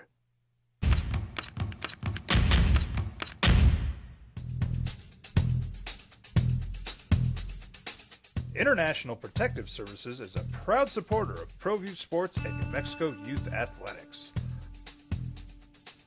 IPS provides residential and commercial security services in the Albuquerque metro area.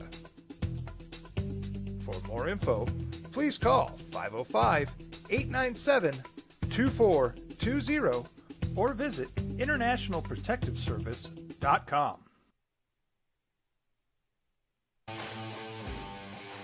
Thursday, October 26th, an exhibition against Colorado State Pueblo in the pit.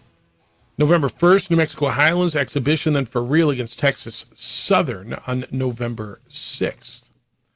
Then they go to St. Mary's, play UT Arlington, and go to Vegas for Thanksgiving week. It's the opening drive, Jeff Symbieta, JJ Buck.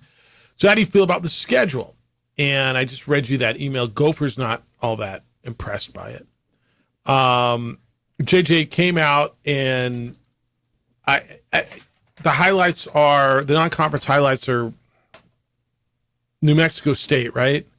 Whatever, and I have no idea what New Mexico State's going to be. I've spoken with their coaching staff. I've got to meet a bunch of those guys. They feel that they put together a team. They're like the biggest unknown in America, aren't they? Yeah, like seriously. They didn't finish the season. No, they didn't finish the season. They had a whole new roster, whole new coaching staff. Everything. They're like literally the biggest unknown in America. You're going to go and play. So St. Mary's is the highlight of the non-conference schedule, correct? Going there. St. Mary's finished last year, Ken Palm 13, net ranked 11. St. Mary's a good, always good NCAA tournament team. After that, I guess Toledo would be, and I know, look, Toledo's not going to impress you with their name because, well, they're not a Power 5 football conference school. 87, Ken Palm 82 net ranking. Santa Clara is pretty good, but everything changes. Like transfer portal, just like your team looks completely different, theirs are going to look different too. So, like, honestly, I have no idea. You don't. And until you really start looking at the rosters, what's coming back, what's projected to come in via the transfer portal, like this stuff can all change. And so you have the most basic baseline looking at just some Ken Palm and some net rankings from last year, but you don't know where those teams senior dominated this or that. But from the name standpoint, this is underwhelming to a lot of Lobo fans. That was a big reaction yesterday when this non-conference schedule was put out. The reality is you're not getting good teams to play you at the pit. Name teams. You can get top 100 teams. You can get teams that are going to be conference contenders from lower conferences that you don't like to come into the pit. Well, UC Irvine and UC Santa Barbara are good Big West Those are good teams. basketball teams. They're just not going to overwhelm you. Now, the goal is to play teams that aren't going to drag your net ranking down or your Ken Palm down to a point where you've got to win your league tournament to get into the NCAA tournament, right? And you look at where are their good wins available for you. Well, I mean, obviously a win at the win at St. Mary's carried them for a long time. Last year, when they started out 14-0, and then they suffered a couple of losses. And the conversation was, well, they're still in because they've got that great win at St. Mary's, right? It was a huge win last year. Where are those wins outside of at St. Mary's? Is Santa Clara one of those? That's a neutral site game in Vegas. Do you see any of those? I mean, that's kind of where you're looking. Was Rice going to be any good? Is Pepperdine going to be good? Is Toledo going to be good? You got those 3 days in Vegas. They must have got a buy one get one free at the Dollar Loan Center because that's where they're playing at the Dollar Loan Center, the new place in Henderson. Yeah, they're playing their. It'll be Tuesday, Thanksgiving Wednesday, tournament and the Santa Clara game there. Yeah, they got 4 games there.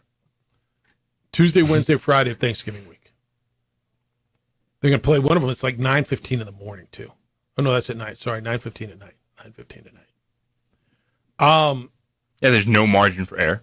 There's one. See, that's the thing that scares me. There's one quad one opportunity at St. Mary's, and then you really are counting on, hey, the Mountain West is going to be pretty darn good. All right, so and JJ, the quad wins are going to come there. First of all, you figure you're going to lose a game somewhere. Well, Jeff, last year you didn't. You're right. You started 14-0. You think you're going to start 14-0 again this year?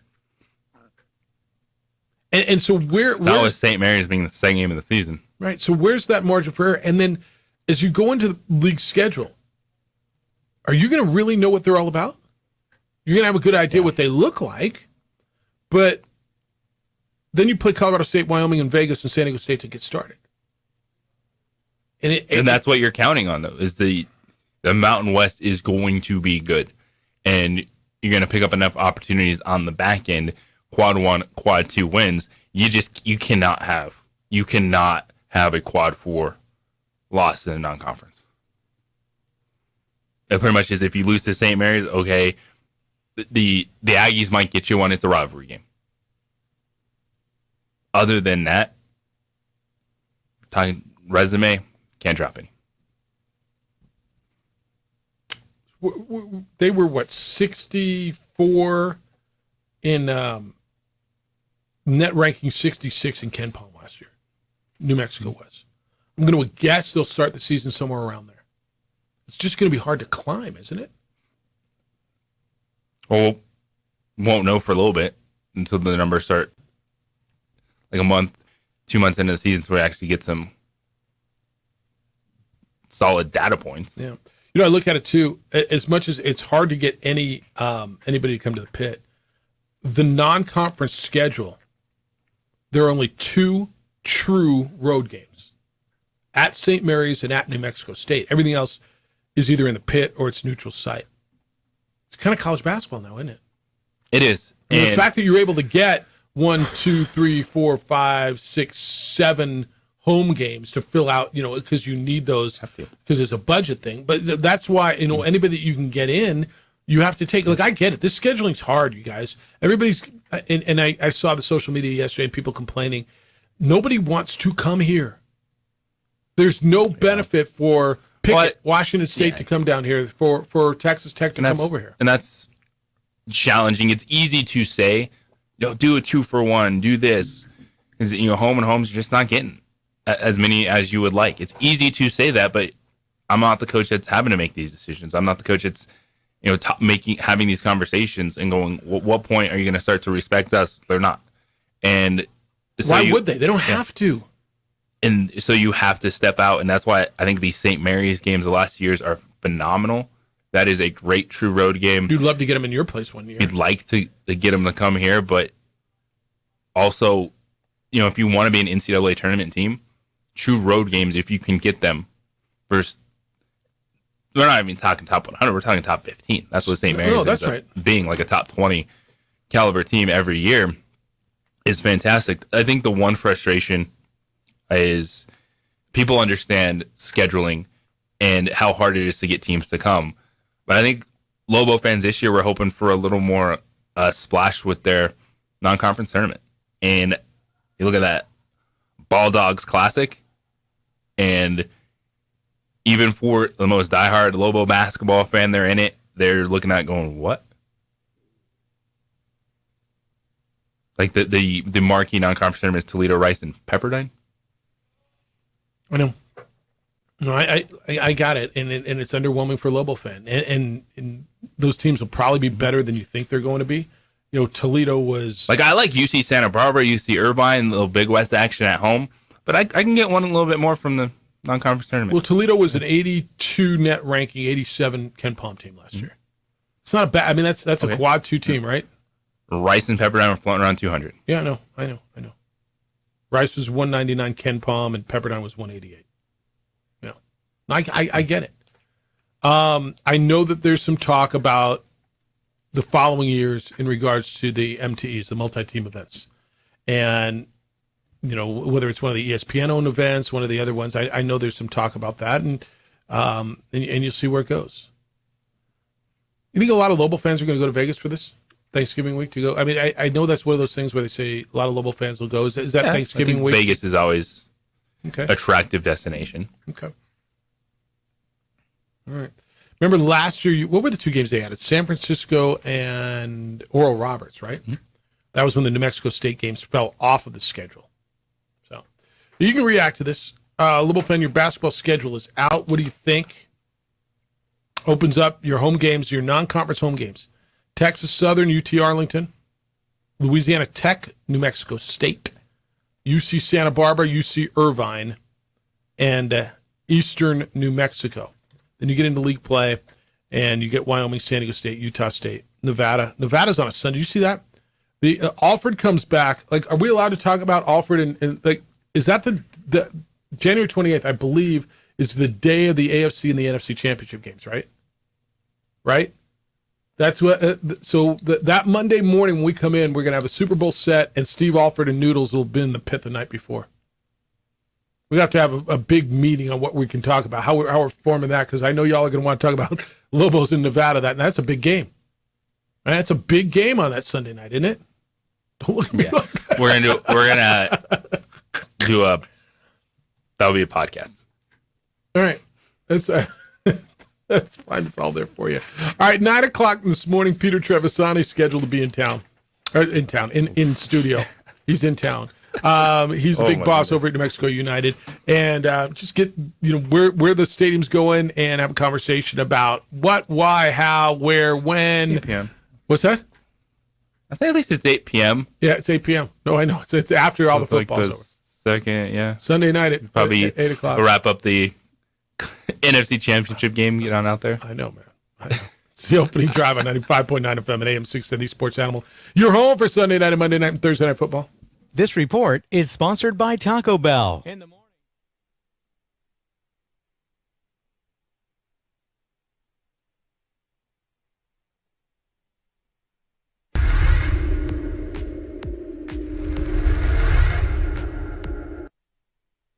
we would like to thank the following sponsors for making this broadcast possible.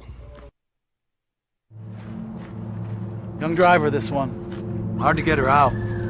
She'd been drinking. This one. Both of them gone. They'd been drinking, and he drove clear off the road. This was my family. Drunk driver hit us.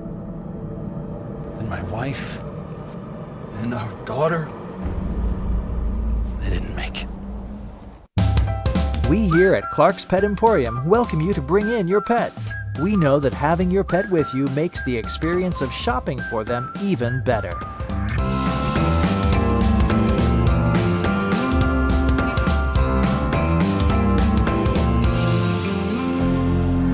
And we welcome you to bring your kids also. Clark's Pet Emporium, your pet's second best friend.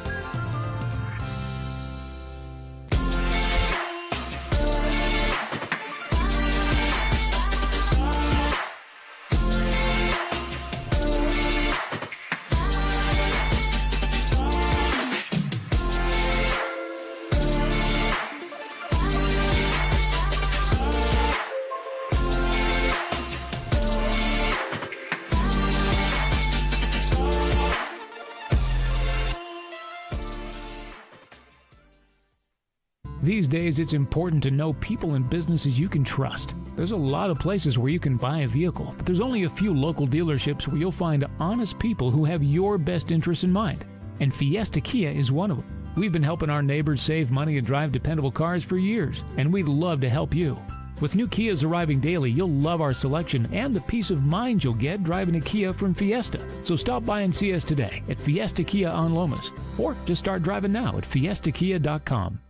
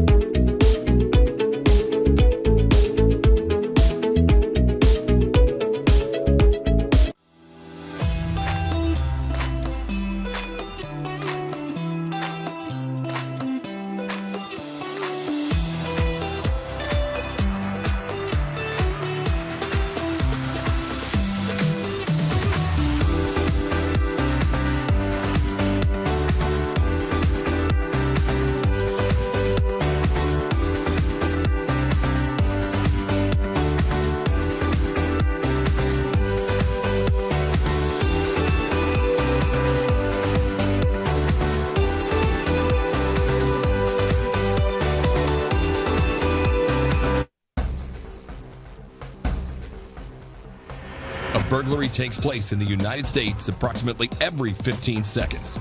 International Protective Service is your answer for commercial and residential security in all of Albuquerque. IPS will work with your monitoring company for fast, reliable response times. You can rest easy knowing you, your family, or your company is watched over by International Protective Service. Call International Protective Service today.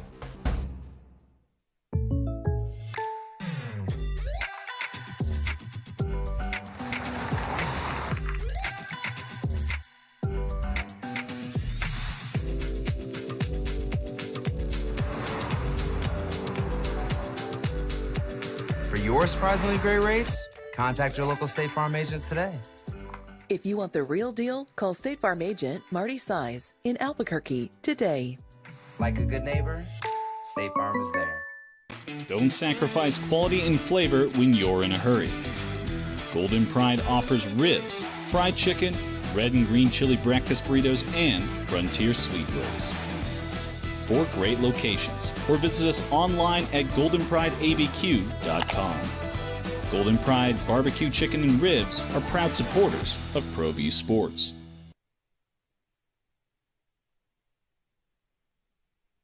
For UNM is poor, get to the tournament 10 years and running as absent, maybe programs will play you. Or you could, gasp, actually play road games against good competition. I mean, that's what you're saying. Is that the answer? You just got to go on the road and just play road Yeah, games? at this point, it's not even about being a tournament team. It's just the names people want to see. They don't have to play road games.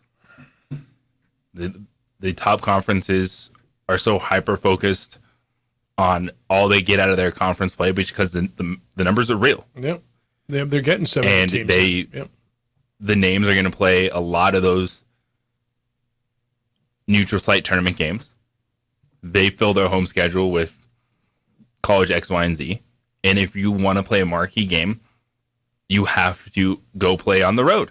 But even you're talking to Richard Pitino, Leon Rice, Dutcher, like they don't want to have to be doing that all the time. And so they're going to try to stand their ground too. John says, Lobo's schedule, these people who complain and nag about the schedule are just completely ridiculous. Unless we're playing 10 blue bloods, they'll complain no matter what. They have no clue as to what goes into scheduling.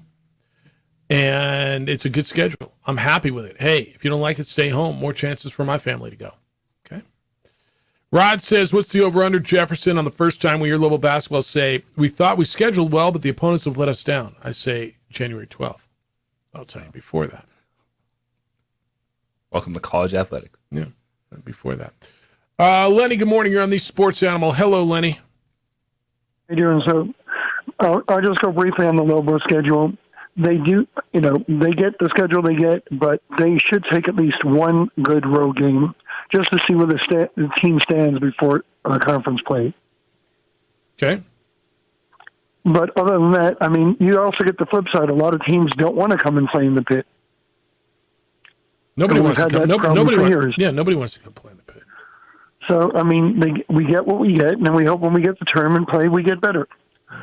So let's just move on. Before I get to the, the Patriots, I'm scratching their head on why they taking J.C. Jackson back in that trade with the Chargers. Yeah, I just saw that. I mean, he's a flop with the Chargers for 2 years. I know you're desperate because you lose your top cornerback, but that's a lot of money to take on. And I've talked with people about the United. The last time the stadium proposal came up, I was vehemently against it.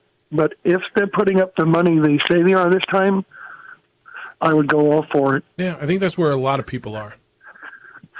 But I've still talked to a lot of people that no matter what, they're just against any type of progress in getting a stadium done. Well, what do they care? What do they care if the team, if they're building their own stadium and with their own money? Why do people care? Because it's not that. It's the $10 million the city's putting up. And I'm going, yeah, they're putting up $10 million, but they're spending it on infrastructure for the Balloon Fiesta. That's still one of our top tourist destinations for 8 days. That's right.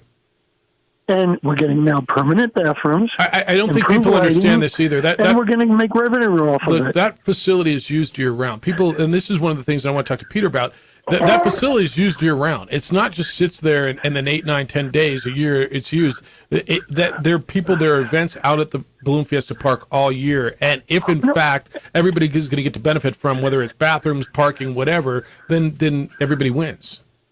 No, and I understand. You remember how vehement I was against it the last time. Right. I'm totally for it this time. But some people here don't understand like you just explained, and they're fighting and fighting. I'm like, why? Now we have a nice venue. It's not taking up downtown, which people are opposed to. It's in Balloon Fiesta Park. You can bring in high school events there and other activities. We'll make the $10 million back. We're not going to make it back in 2 or 3 years, but there's other ways if the city wants to get involved. And okay, we're going to do $1 a ticket service charge to recoup the money. That's fine. So what do they average a game? 13,000? Well, but it's going to be, a 7,500 seat stadium. And they don't average 13,000, no. Okay, so 7,500. Let's say they do capacity every game, 7,500. That's 7,500 a game you can make towards that $10 million. Yeah. So I have no problem with it, but people have to wake up and go, at a certain point, we need to start doing stuff for the city. But if they're going to put up $30 million and we're not putting up anything, where's the argument at that point against it? Yeah, I think I understand that, and that's what we're going to talk about. Good to hear you, Lenny. Appreciate you. Thank you. Have a good one. Yeah, I think that this is interesting on the stadium, and we'll have this conversation with Peter. Hondo said Tim Keller's strategy here. Jeff, get this thing up and running. If it's a success, there are a lot of photo ops for his next election. If it's another art, distance himself by saying, well, I wanted it downtown, but voters said no. I had to abide by their wishes. Lobo Hobo is in on the stadium. Says, does anyone actually support this, Jeffy? The most positive thinking folks I've talked to said is at least it isn't downtown because for them it's an automatic killer. It's interesting. Lenny's point's not, that's kind of where I am. If and this is where we're going to talk to Peter about this. If they're building the stadium and the city's leasing them the land, and the money that came from the state for infrastructure improvement out of Balloon Fiesta Park, bathrooms, roads, whatever, tell me, I need the negative on it. If that's in fact, if they're building their facility, they're leasing the land, they're getting their stadium, they're getting off of Isotope's couch, right? No, honestly, right? I mean, it feels like that's getting testy. I don't know that it is, but I'm struggling trying to understand the negative on this. Well, I think for some people, because it's attached to the mayor, they're going to always be against it because it's not directly affecting city safety or stuff like that. They're going to view it as it's not about crime. So what are we doing? We can't chew and walk gum. We can't do two things at the same time. I do think that weighs on a lot of people when they see stuff like this. And it's this immediate backlash against the mayor, immediate backlash against, well, if it's not for safety, then why are we doing it? Because there's a lot of other things that go on. I want you to think of your life, and as you raise your kids, do you worry about home improvement, or do you worry about getting a new car? Do you worry about getting another job, or making yourself, like in your life, you got more than one thing going on. It's not just about pick your issue, right? You worry about your health, your personal health, your next trip, your financial security, your recreation. We can do more than one thing at a time. We can worry, crime and homelessness are an issue. It's got to be our number one issue. Nobody said this is the number one issue. But if it's something that can be addressed and can make, look, a stadium, if we get a nice stadium, I'm not going to sit here and tell you, I still think we need a new arena, right? Those are things that make our city better. And if in fact we found a way to make this work, this isn't what you voted down. Now, it's not going to a ballot, but this isn't what you voted down. You made it pretty clear. I think Tim Keller heard you, 65-35. I think Peter Trevisani and United Ownership heard it pretty loud and clear, right? I mean, I saw the mayor speak on this last Wednesday, and he made it pretty clear. Okay, wow, that was kind of a punch in the face. I think they thought this was going to go the other way. Maybe a little narrower, but it was overwhelming. They got it. So if this is another solution, look, you can get to Balloon Fiesta Park. It's centrally located, right? West side, east side. And if in fact they're paying for it, I'm listening. You guys tell me what the issue is. And they can have their stadium. It can be nice. It can be theirs. They can schedule when they want. I mean, right now, look, they're at the whim of UNM for parking and scheduling. They're at the whim of Isotopes for scheduling. They couldn't remember there was a state tournament, the basketball state tournament. So they played their opener. I don't know if it was this year or last year, one of the years, right? They moved it to Sunday, which fine. Sunday. I mean, I don't know that there's a huge difference. Maybe there is for them. Saturday night is a better time to play than Sunday afternoon. But they moved because remember they said, well, we want to get out of the way. They didn't have a choice. And that was their parking. They had to move the game that day. Now they can go, they can schedule when they want to schedule. It can be theirs. We'll talk to Peter about it. It feels like we're on the way to a resolution on this thing. That it feels like it's working. It also feels like nobody's thrilled about it. Like it's, okay, we're here. We're maybe satisfied, but I don't know. Does it feel like anybody's happy? That's a good question. We'll get into that. Yeah. Peter Trevisani, big boss of New Mexico United, due with us next. It's the opening drive on 95.9 FM and AM 610. The Sports Animal, your home for Sunday night and Monday night and Thursday night football.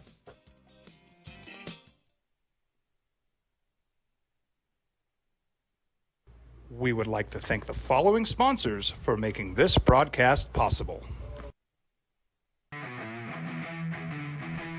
Rosendo Najar here, president of Carpenters Local 1319. Juan Junior Gonzalez, warden of Local 1319. Some people have a misconception about what a carpenter does. The carpentry trade entails more than just woodworking or building houses. We are responsible for 85% of a construction job site. Everything from the superintendent on down. We have a great apprenticeship program. Information can be found on our website.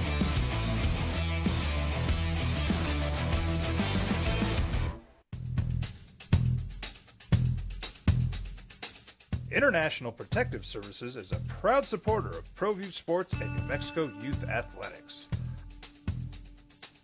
IPS provides residential and commercial security services in the Albuquerque metro area. For more info, please call 505-897-2420 or visit internationalprotectiveservice.com. Here at Clark's Pets, we understand your pets. We take meticulous time to find out more about them. Dig deep into their world to understand their needs.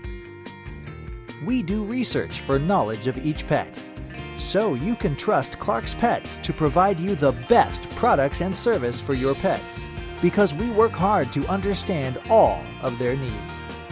Clark's Pet Emporium, your pet's second best friend. Hi, my name is Daniel Chavez, and this is my business partner, David Chavez. We are the owners of Indeed Safety. Indeed Safety is a local safety consulting company helping our clients with their safety needs for their projects. One of the things we pride ourselves as a construction safety company is helping our men and women in construction get home safe every day to their families. Indeed Safety is a proud supporter of ProView Network.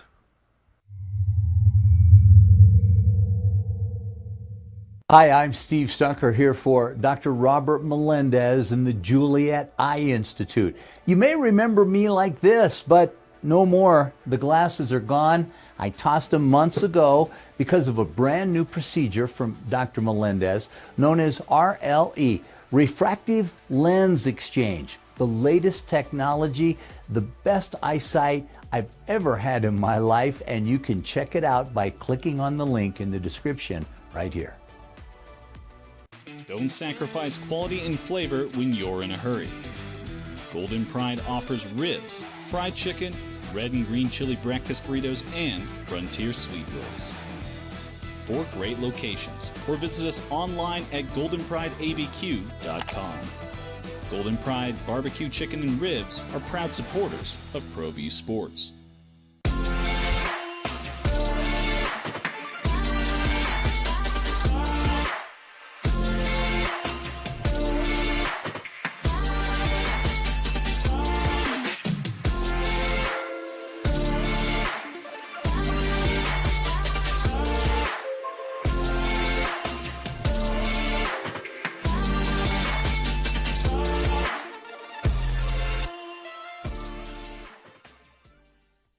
Here at Clark's Pets, we understand your pets.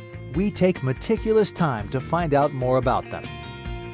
Dig deep into their world to understand their needs. We do research for knowledge of each pet. All right.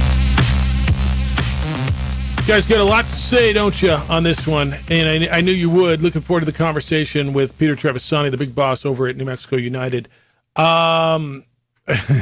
You get Aggie football tonight. Aggies on CBS Sportsnet against FIU. Conference USA play. Text line from Rudy. The only reason to watch Aggie game tonight is to see if somebody from FAU, that would be FIU, can hit Pavia so hard that he pees down his leg. See what I did with that? Yeah, no, you got the team wrong. It's FIU. FAU is in the American Athletic Association. And FIU is Conference USA team, but you got it in. All right, Big Boss is here, so we roll out the red carpet. He can come in. I don't even know how to like. It's everything shuts down. I mean, when Peter Trevisani's in the house. I mean, when you do New Mexico United and Peter Trevisani, all the rules are out the door. I mean, you shut down and he comes in and I mean, we didn't send the limo for him, didn't we? And I feel bad. I feel really bad. We don't have that in our budget. Yeah, well, Bob Clark used it up yesterday. See, so when you were on the Big Dog show yesterday, the limo showed up. He is the big dog from, what's the title? Is it president? Is it managing partner? New Mexico United? What is it? Yeah, just, well, good morning, guys. Good morning. Good to see you guys coming in hot here. This is good stuff. I'm good to see you. Part of the ownership group and CEO of New Mexico United, but really just, I'm just Pete. All right. Well, it's good to see you, Pete. Good to see you, How are Jeff, you, JJ. I'm doing good. I'm doing good. Great day to be alive. You put him in uniform today? Is he playing? I can't believe that. I was having a great day. I see David Carl in his Phillies outfit. I mean, all it's just Phillies so ugly. Nothing good. I will be until around November. So. Well, you hope so. You hope it's more than 3 more days. It will be. Yeah. It looks like it was after yesterday. Lachlan, hey, congratulations on getting it this far. I know it's been a run, and from the day you started the club and announced that there was a club coming, I know a stadium, a soccer stadium specifically with either yours or for your soccer club, New Mexico United, to be the main tenant was the goal. And it feels like I was at Visit Albuquerque's annual meeting last Wednesday when the mayor presented this, and he came up and there was a bit of humility when he said, we heard, and he says, I don't need to hear it again. And we heard what the vote was. But it sounded at that point like this plan that he presented to the city council on Monday was pretty far down the road. It looks like this is, well, not done. It looks like you're going to get your spot out at Balloon Fiesta Park. Yeah, thanks for that. It's certainly been a humbling process and a long process. And everyone, I get asked often, where are you in the process? And my answer is, I'll let you know when we build our second stadium, because I have no idea. We're just kind of tackling it, one day at a time when we don't really exactly know how far the finish line is, but we do know we're going to get there. So, once the vote was, counted, we just went on to for United's sake, we just said, hey, we're going to have to go on a different plan, and we'll build something privately. And so that's what we're doing. And it's great that we're partnering with the city on it. In terms of city land, it's going to make a big difference, but otherwise we're ready to go. I want to go backwards. I want to dummy it down for people who don't really get it, because I know you've heard this. Well, they've got a perfectly beautiful stadium to play in, and you do, but it's not yours. It's not ideal. It's not a soccer stadium. And the scheduling issues are going on. You have drawn well at Isotopes Park. You have made a mark in this community at Isotopes Park. There's accessibility. It's worked for what it's needed to work. Explain to people why that isn't the long-term solution, because the people who are sitting on the outside that don't understand the scheduling conflicts, the monetary pieces to it, where you don't control a lot of the assets, where you can monetize. There's a lot of people who just flat out say, well, they got a perfectly good place. Why do they need another one? Yeah. Well, I think you just outlined a lot of the key points, which is that our city's growing. We need more amenities for quality of life. And the fact is that there's a lot of, there are programming conflicts there. Isotopes are playing 70, 80 games a year. UNM and they've has got priority. They've got, of course they do, as they should. It's they've been in that park for 20 years, and the Isotopes are such an important part of our community. And then UNM, who controls all the parking lots, including for the Isotopes, they also want to schedule a lot of things for their students, for their fans, for the community. So whether it's football, basketball, bull riding, women's soccer, graduation, band high camp, school stuff, and it's all great. We need it. We need it. It's awesome. And so if we are going to grow, we need, it's like a clam outgrowing its shell. It's a good thing. Time. We need a bigger shell so we can get to the next level. And so this will allow us to not just play United games on a more sane schedule, but also allow us to do things like bring a women's team, host high school championships, bring in other sports. It could be a Yaffle championship for kids. It could be maybe an XFL exhibition game. It could be wrestling or boxing or music or bacon and beer festival. All kinds of things can happen. So this is a great natural progression for our city and our state, and we're excited to be part of it. I think that's right. He's Peter Trevisani. He is the managing partner, part of the ownership. He's just Pete with New Mexico United. He's sitting in studio with us on the Sports Animal. What's the most frustrating thing as you go through this process that you just hear? I know Jeff brought it up a little bit about some of the misnomers, but just when you're going through this process, has there been something that's just been a constant that you can't, it's like, why is this just keeping getting out there? Why are people just talking about this constantly? I think it can get frustrating when there is repeated misinformation that just keeps getting stated as fact, and it's just not. I mean, a great example is we have a outline for a lease with the city. We actually have a lease with the city. It needs to be approved. So it's the document. There's nothing else coming. It's a public document.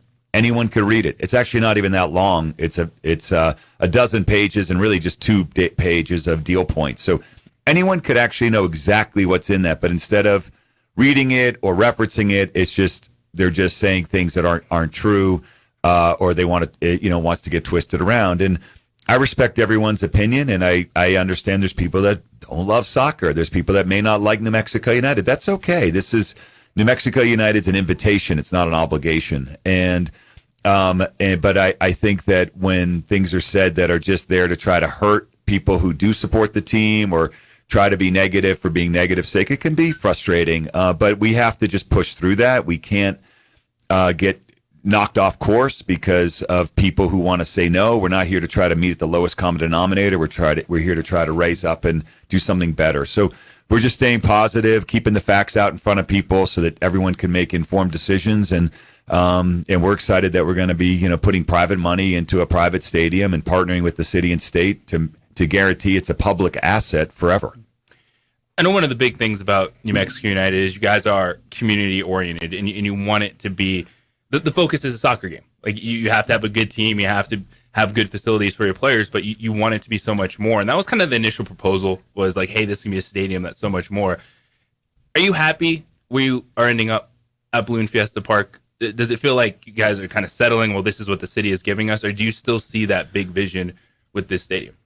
Yeah, I think you always strive for goals. I think it's pretty clear we were originally trying to have a stadium downtown because we believed that it would have the biggest positive impact on the city. Even though, frankly, economically, it wasn't the greatest for the team. We can go into all those reasons, but it was really a community piece. And I think the vision was, let's just be the biggest catalyst we can be. That's not going to happen with this particular facility. Maybe there's an arena downtown one day. There's other things that can come along. This should not be the last facility that ever gets built in New Mexico, right? We need way more than just what we're talking about. So Balloon Fiesta has a lot of attributes. And the more I've learned about it, the more I'm excited about the site because there's a park out there that's almost 400 acres with 13,000 parking spots that barely gets used. For 2 weeks, it's one of the most beautiful festivals in the world. And then there's other events and community things, but it's so lightly used. We should be making that park sweat. We should be having it return quality of life capital to our city and our state, and we're going to help do that. You use the word, Peter Trevisani of New Mexico United is with us in studio. You use the word quality of life. I look at your club the way I look at a big concert that comes to town, a Broadway play that comes to town. And I look at it as quality of life event for our community. And you mentioned something that I think is fair. You don't have to be a soccer fan or a New Mexico United fan to realize that this is a quality of life event for our community. We have a professional soccer club, like the event I run, man. You don't have to love the bowl game, but it's a professional, or it's a high quality, high profile, quality of life event. If that's not your thing, that's cool. If Hamilton coming to Popejoy is your thing, that's cool, but it makes our community better, and I think that's where you are. I want to touch on the use of the facility because, I don't know, maybe it was 15-ish years ago where they started to use the facility, Balloon Fiesta Park, for youth sports. And my daughter's been out there for years, and so I watch youth sports out there.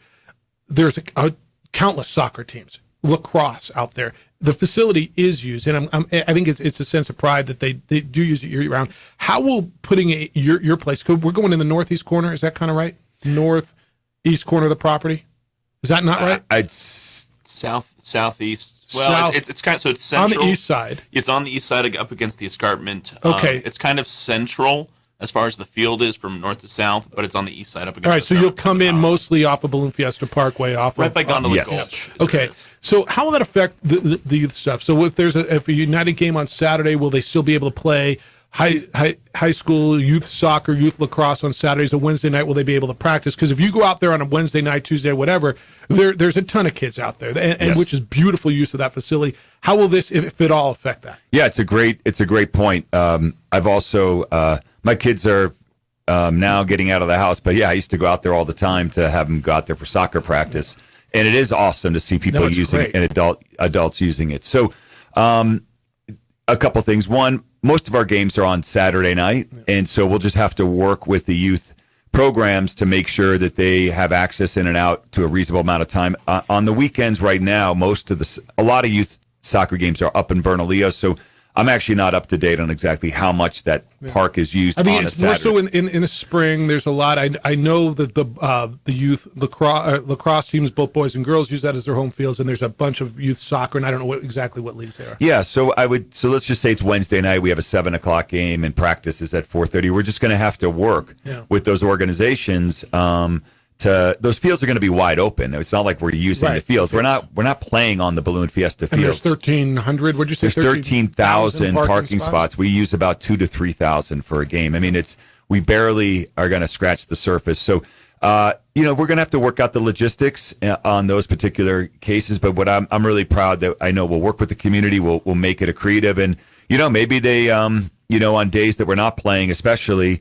Let's have the park open every day, so the food court's open. So if they want to come have dinner over there, grab some food and come on in. Yeah, and JJ was mentioning that. You got a few minutes to stick around for Yeah, I'm not going anywhere. My Uber dropped me off. Did you get your car parked? It's all right. Do you know where the keys are? Peter Trevisani, David Carl from New Mexico United are in studio. We're talking about the proposal that's going through City Council now and should be voted on here in the next few weeks to build a privately funded stadium. Where we are, how we are, want to talk about a little bit of the details. I know there's some questions that people have. I know the points that you want to make, and I'm glad you're in studio to talk about this. Glad to have Peter and David in. We'll continue the conversation with them when we come back. It's the opening drive on 95.9 FM and AM 610, the Sports Animal. We would like to thank the following sponsors for making this broadcast possible. I was born in New Mexico. I grew up on these streets. I got in trouble here, and I fought my way back in Murcia. I love New Mexico, especially the people. Now I'm using my training, tenacity, and energy to fight for you. I'm Adam Oki, lawyer, fighter, and New Mexican. I was a local athlete here in New Mexico, so I'm proud to support your local athletes.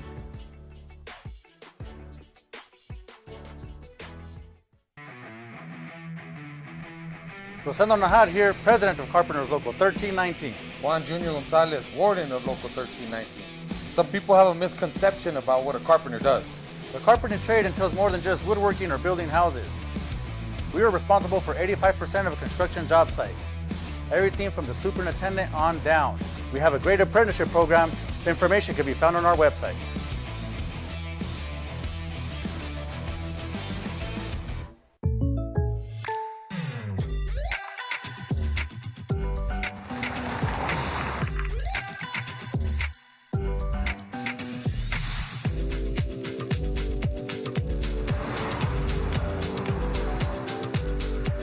For your surprisingly great rates, contact your local State Farm agent today.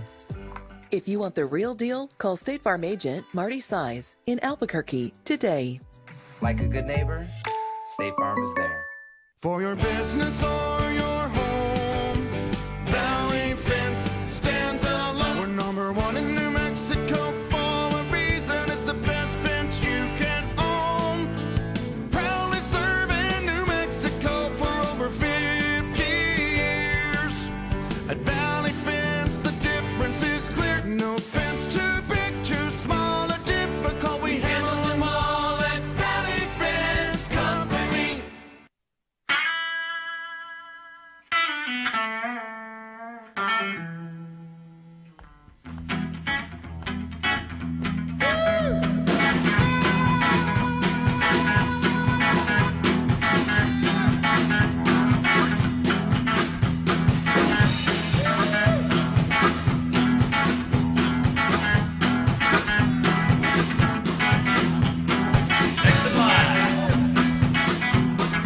Rudy's is a proud supporter of ProView Networks.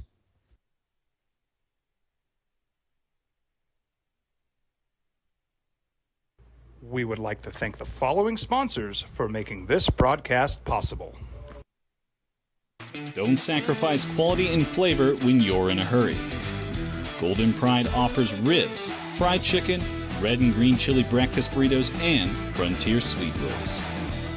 4 great locations, or visit us online at goldenprideabq.com. Golden Pride Barbecue Chicken and Ribs are proud supporters of ProView Sports.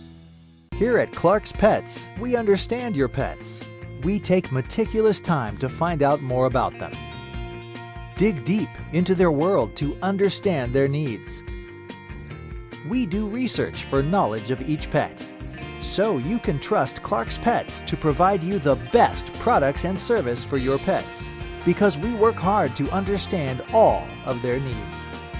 Clark's Pet Emporium, your pet's second best friend.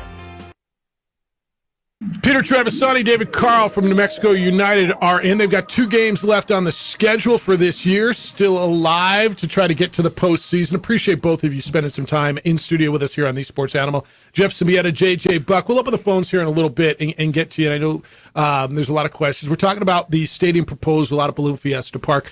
All right, Pete, so the way I understand it is that the state has given the city money for infrastructure improvements that are going to be done. That money's already there. The stadium, we're looking at somewhere in the area of $7,500, privately funded. Would you expect any more state money to come in to help you all fund the stadium? Because I know there's been a lot of conversations, and look, we all have to have friends in Santa Fe, whatever we're running. I do, you do. I know it's all part of it. Do you expect any more help from the state in regards to building the stadium? Well, a couple things on that point. One, by the Constitution, you can't commingle, you can't mix together private and public money. So I did not know that. Yeah, so either you can't, public money can't go to a private building that's owned by a private owner. So it's either public and you rent it, or it's public for the public. So in this case, what happens is the city takes the money from the state and puts that into infrastructure.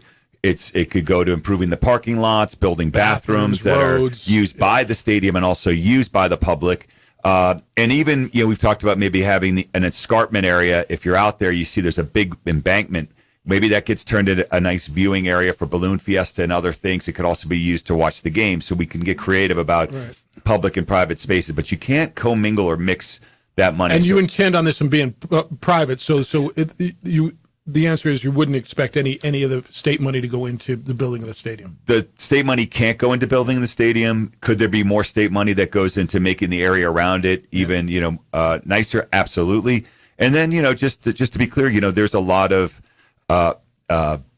programs out there that have been used for, decades and will get used for decades to come that spur economic development. So yes, we'll probably apply for some of those as well, and so there could be some money coming from those programs that could help us build a bigger stadium. But we're not banking on that. Do you anticipate any sort of commerce around there? So I know a big part of the downtown was the atmosphere, right? Mm-hmm. And that's what everybody was talking about. Do you expect, and I don't even know what's zoned out there, to be honest with you, can there be establishments out of Balloon Fiesta Park? Any sorts of, I don't know if it would even make sense for somebody to put something somewhere remote, but do you expect some sort of atmospherical, that's a word I made up, I guess, but kind of to help build what you were looking for? I think in this particular case with this site, there's a lot of positives and there are some drawbacks, just like every site. And it's not going to be a downtown site where, villages are popping up all around the stadium. Most likely there is some open space that could be developed, and it'd be great to see the creativity. I'm not a developer, so it won't be coming, Yeah, but you know a few. I do know a couple, and have at it. Let's create better, some more amenities for our citizens. So, I do think that there's some opportunity out there, but it won't be as robust as downtown, but it doesn't have to be zero as well. Peter Travisani, New Mexico United, is in studio. We're talking about the stadium proposal out of Balloon Fiesta Park. We all want something into what you're talking about. You all want, I want the extra features on this car. I want this, I want that. What is, though, the basic need? Like, what does this stadium need to have versus what you want? I'm talking just seating wise, grass turf, like this is the basic. All right, this is what it has to have. Yeah, look, we need to. I think we, as the ownership group, as people who are excited, I'm really excited about the stadium, and I think we're going to build something that's really unique. It's going to really feel like it's New Mexican, and it's going to be an amazing space. But we also have to be realistic about the budget and where we are. Back in 2021, a $50 million stadium would cost $80 million. I've had people say to rebuild Isotopes Park today, which was, I think, $25 million at the time, could be $120 million, right? So we have to, this isn't going to be SoFi, but it's going to be ours. It's going to be phase one. SoFi? It's SoFiacito, like Pobrecito, like little SoFi. Sofacito. So, we're gonna get creative, and we're all gonna have some great pieces to it, and we're gonna get started, and down the road we could build it out. But we want to make sure we have enough seats that we can have affordable tickets. If we only had 1,000 seats, where of course it's going to be much bigger than that, we'd have to charge so much for those seats just to be able to pay for the stadium. So we want to make sure it's not so small that we really can't afford $19 tickets and have we want to make sure families can go. It's New Mexico United. It's for everybody. So right now we're probably targeting around 7,500 seats with capacity around 10,000, maybe 11 with. We get creative about standing room and berm and things like that. Isotopes is about 10,000 seats with 5,000, berm and standing room and other capacity. So it will be smaller, more intimate, but it's going to be ours, and it's going to be how we get started. With the atmosphere you guys have at Isotopes Park, you already have players talking about it. They say they love to play here, but from the player standpoint, like ultimately this is still like you're not going to be filling that park if you don't have a team that's exciting, if you don't have players that are locked in. What does this do for you moving forward when it comes to players? Because you guys do a lot. You bring in signings, you're in the transfer market, you're in the loan market, but how can even something like this take that next step forward with the talent you can acquire? Yeah, absolutely. I think having, playing on a baseball field doesn't help as a recruiting tool. And I think, we do have good facilities. We've really worked on our training facilities out of Mesa del Sol. We built our own locker room. I think when Eric Quill came out, our head coach, he wants to see the training facility. He's like, all right, this is great. We've got offices, we've got a meeting room, we have a locker room. We didn't have that when we started. Our first 3 years, we rented space inside of a corporation and turned it into a locker room, then drove over to practice. That's not a great recruiting tool, but that's what we need to do to get started. Isotopes Park is awesome. The atmosphere is unparalleled, and a lot of people want to come for that. I think we add on the fact that now we're in a stadium that looks a little bit better suited for soccer, and we're going to be able to attract even better players or a higher caliber player. So we do need to improve our performance on the field. I think we had an exciting win on Saturday. I think we see what this team can be. And could be, but it's we have to turn the corner and show up every single week. We need to winning a cup is a big part of what we want to do because we're winners in New Mexico and we want to show that we're the best team in America. Peter Travisani, the big boss over at New Mexico United, is with us in studio. You mentioned Mesa del Sol, and I know we've been through.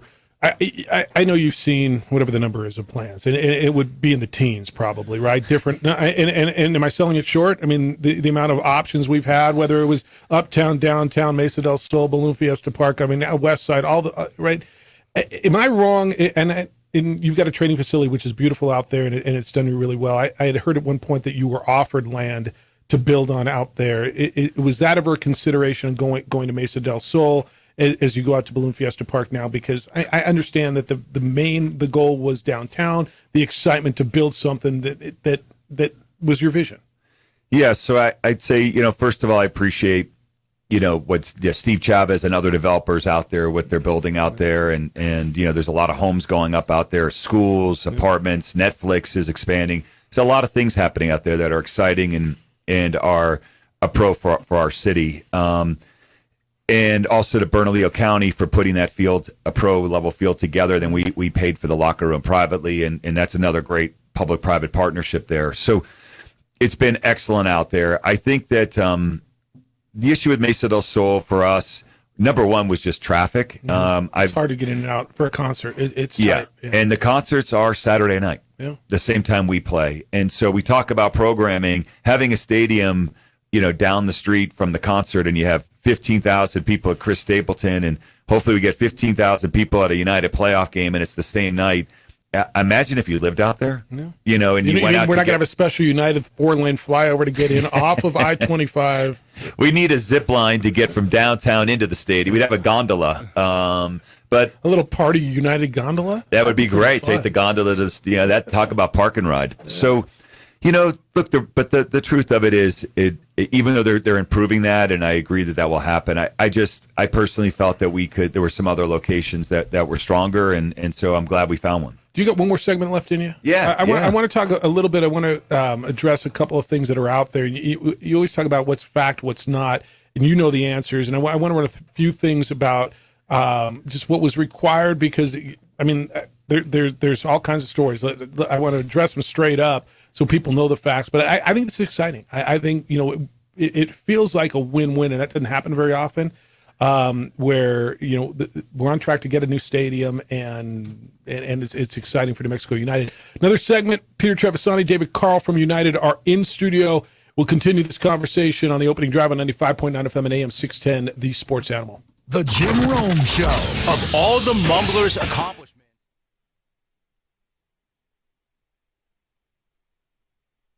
We would like to thank the following sponsors for making this broadcast possible. Hi, my name is Daniel Chavez, and this is my business partner, David Chavez. We are the owners of Indeed Safety. Indeed Safety is a local safety consulting company helping our clients with their safety needs for their projects. One of the things we pride ourselves as a construction safety company is helping our men and women in construction get home safe every day to their families. Indeed Safety is a proud supporter of ProView Network.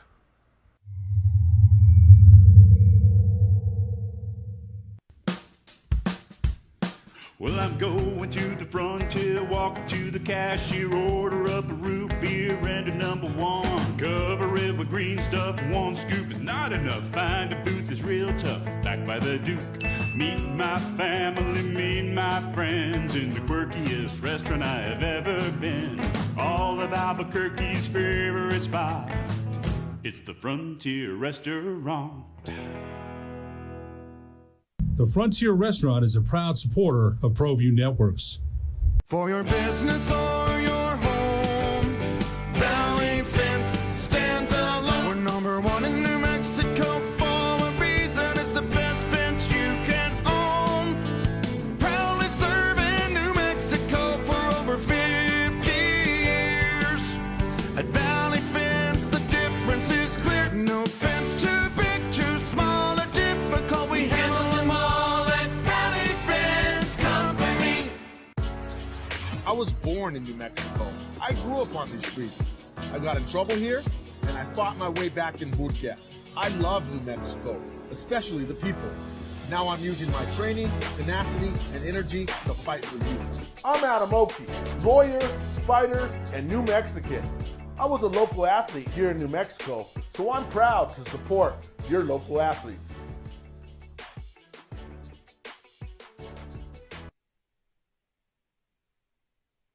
United are in, and the stadium issue has been on so many people's mind, and it, Pete, as we go through this, JJ and I talked about this. We've got emails, we've got, and you've heard it. It feels like I want to celebrate. I know you want to celebrate. Does it feel like? Tell me if I'm wrong on this. It doesn't feel like anybody's ecstatic. It feels like people are satisfied. You didn't get exactly what you want, but you kind of got what you want. The people who were 65% against this in the voting got it's out of downtown, so it goes somewhere else. Does it feel like everybody kind of won but kind of didn't win, and it's like a satisfied instead of an elation, or am I wrong on that? And I'm okay to be wrong. Yeah, I just don't think we need to have winners and losers. It's not. I don't think Can that's we have winners really, and winners.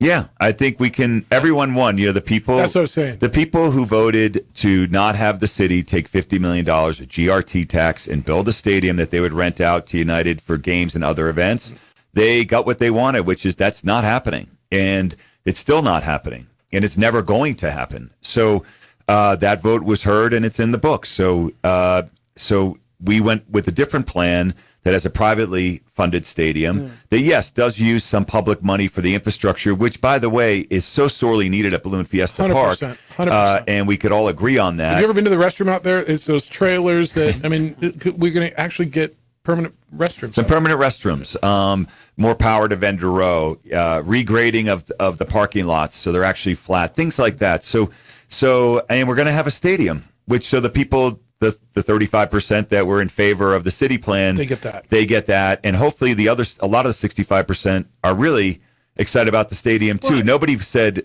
we never voted against the That's stadium. right, and you realize that. Now, some did. Some just don't want it, and some just didn't want that proposal. I want to address one thing, and we talked about this off the air.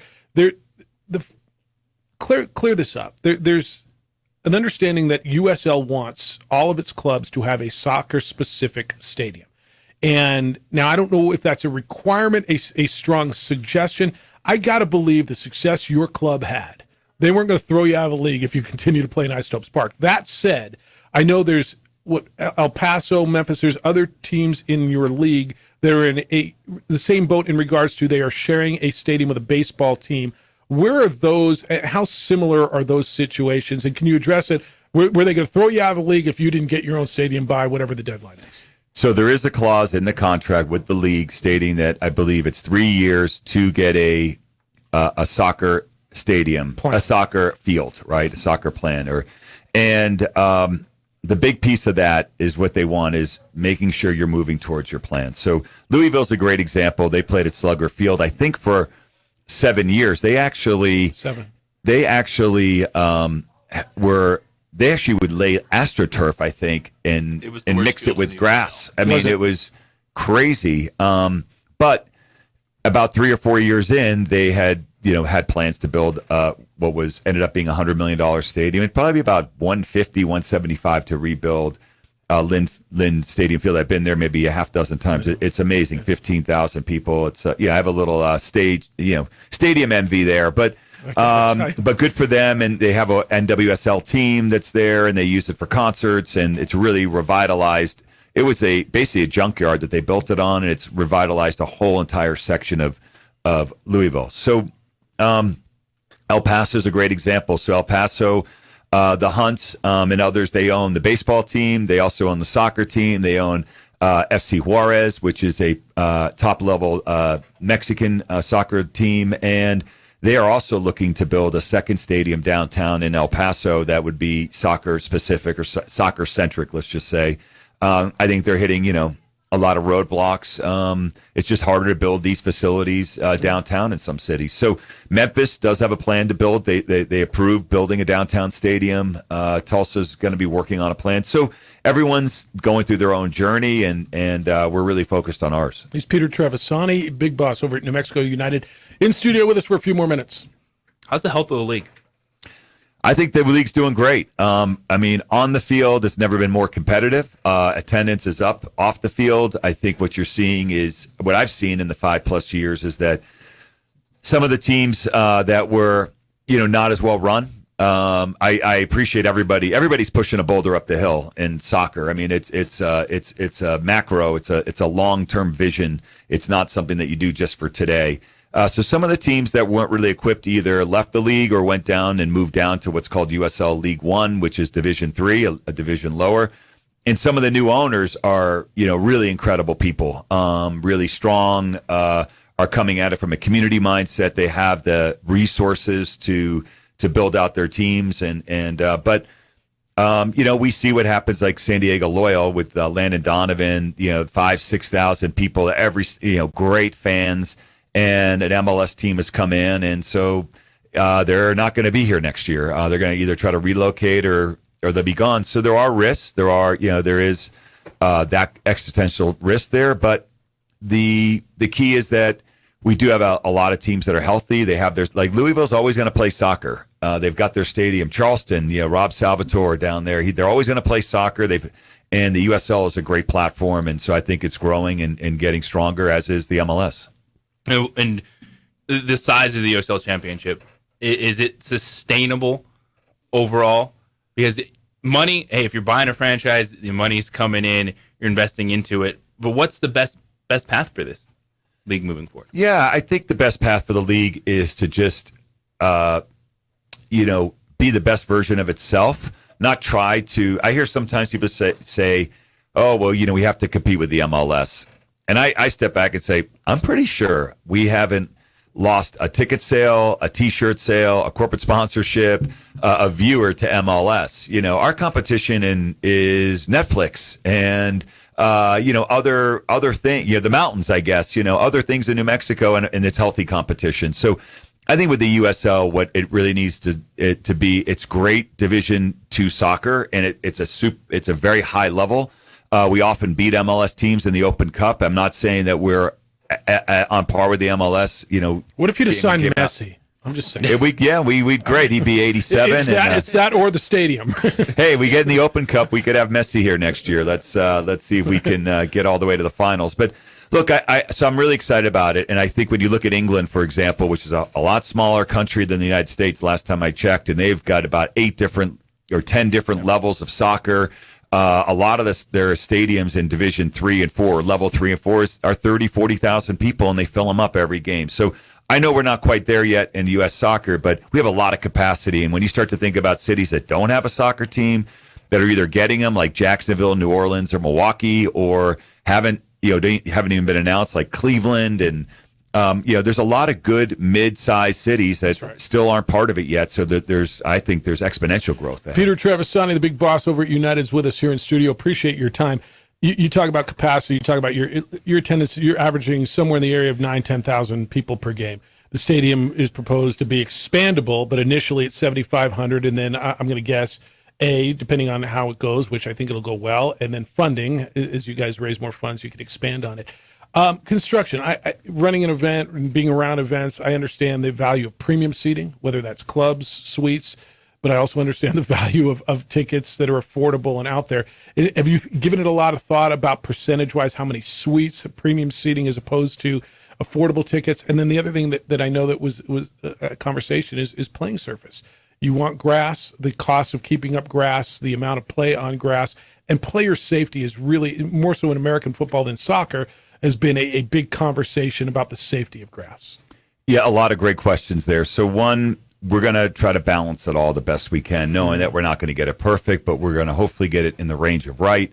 Because yes. you've got revenue is in premium seating is something that it's imperative. Yeah, we have a lot of gods we have to pray to in this case, right? We got the revenue god. We need to make sure that we can sustain the stadium. If we're not a viable business, then that's not great, because then the team goes away, right? That's the same whether you're the Isotopes, whether you're anybody, right? I mean, you have your football game, which is, I don't know, how is it on its 12th, 16th year. I mean, that's 18th year, 18th year, 16th of December. Yeah, and I mean, amazing, right? And to sustain that, so you need to work on those. At the same time, we're a team for everyone, so we always have to have an affordable seat, and we're going to do the best we can to balance it. We're never going to exclude anyone, and I think we're going to get it again in the range of right, and it's going to be a good start.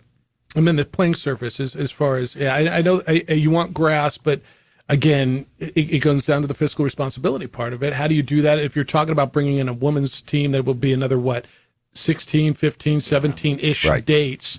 So if you're playing 34 games plus whatever you're going to do youth-wise, how do you sustain it?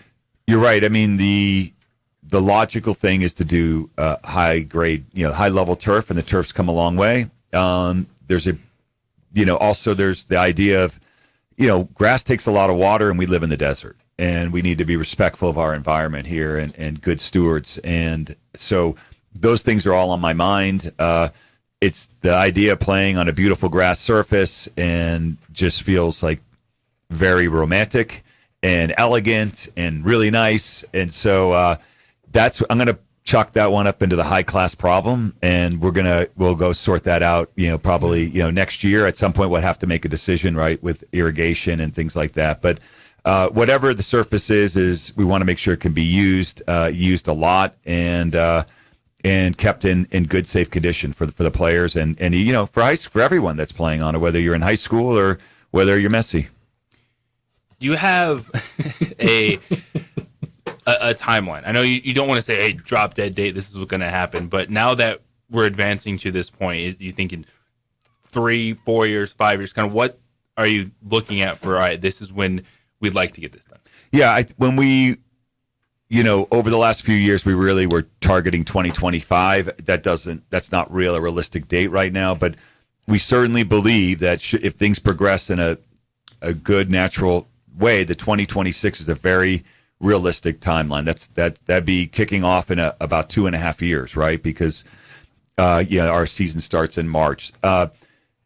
The fact, it really is going to come down to, the design, how much modular we're using, how much, concrete and steel we're using, and things of that nature. So that's the goal. And what I'm more focused on is making sure we get it done and get it done right, and just take care of the next step. The next step for us is to get the lease approved by City Council, and then work on permitting and continue to work with Balloon Fiesta, continue to work with the neighborhoods to make sure that we address concerns and are in good partnership, and then get going, get building. So fair to say we're at a point now where if council votes on this positively in 2 weeks, you're off and running, right? This is the plan, and the biggest roadblock now it's permitting, it's building, it's designing, it's funding, we're off and running. Right. Yeah. Then we just go on to the next hurdle. Yeah. This is like a 400-meter hurdle, right? And nothing's easy. We hop over one, and that's awesome, and then we just sprint as fast as we can to get to the next one, and we keep hopping over them. And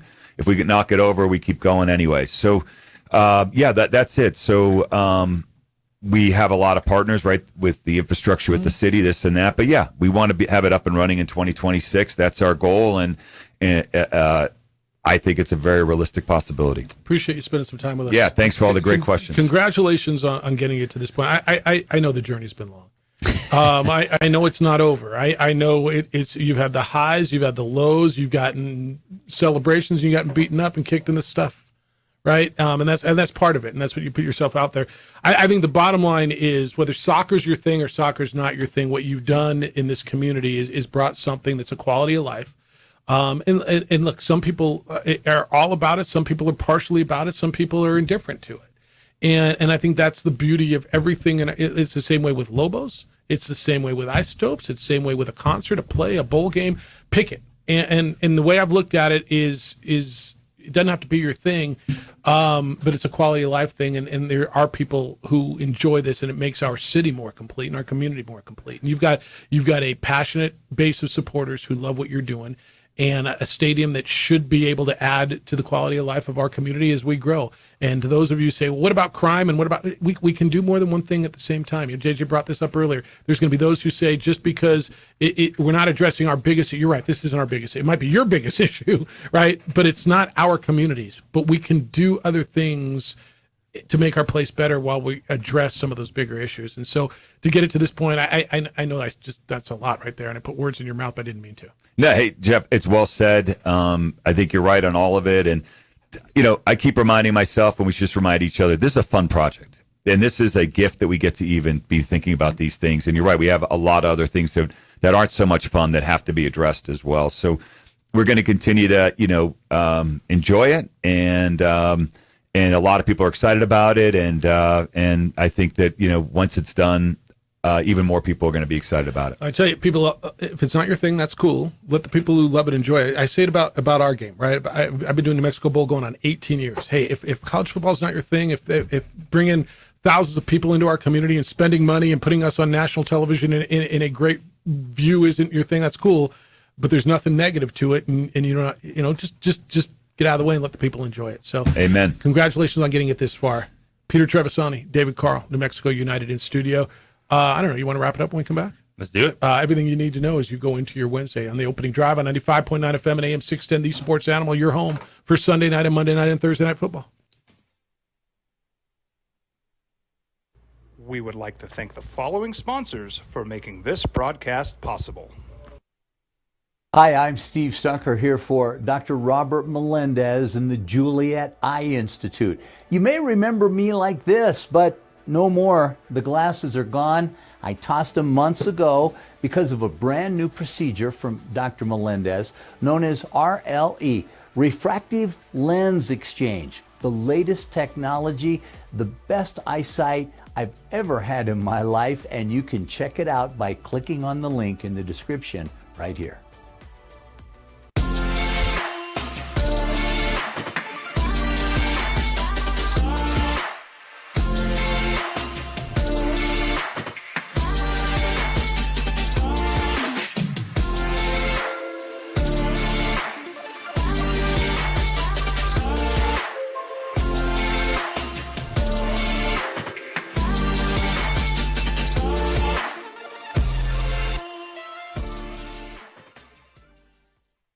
These days, it's important to know people and businesses you can trust. There's a lot of places where you can buy a vehicle, but there's only a few local dealerships where you'll find honest people who have your best interests in mind. And Fiesta Kia is one of them. We've been helping our neighbors save money and drive dependable cars for years, and we'd love to help you. With new Kias arriving daily, you'll love our selection and the peace of mind you'll get driving a Kia from Fiesta. So stop by and see us today at Fiesta Kia on Lomas, or just start driving now at fiestakia.com. Here at Clark's Pets, we understand your pets. We take meticulous time to find out more about them. Dig deep into their world to understand their needs. We do research for knowledge of each pet, so you can trust Clark's Pets to provide you the best products and service for your pets, because we work hard to understand all of their needs. Clark's Pet Emporium, your pet's second best friend. I was born in New Mexico. I grew up on these streets. I got in trouble here, and I fought my way back in boot camp. I love New Mexico, especially the people. Now I'm using my training, tenacity, and energy to fight for you. I'm Adam Oki, lawyer, fighter, and New Mexican.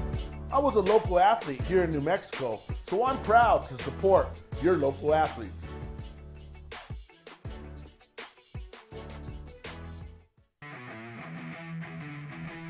Rosendo Najar here, president of Carpenters Local 1319. Juan Junior Gonzalez, warden of Local 1319.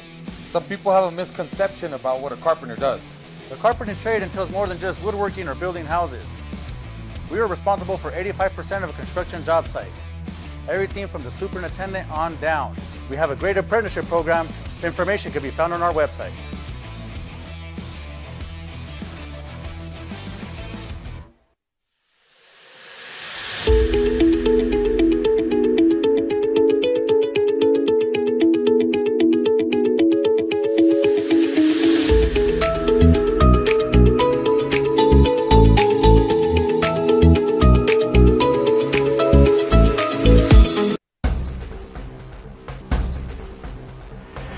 Burglary takes place in the United States approximately every 15 seconds.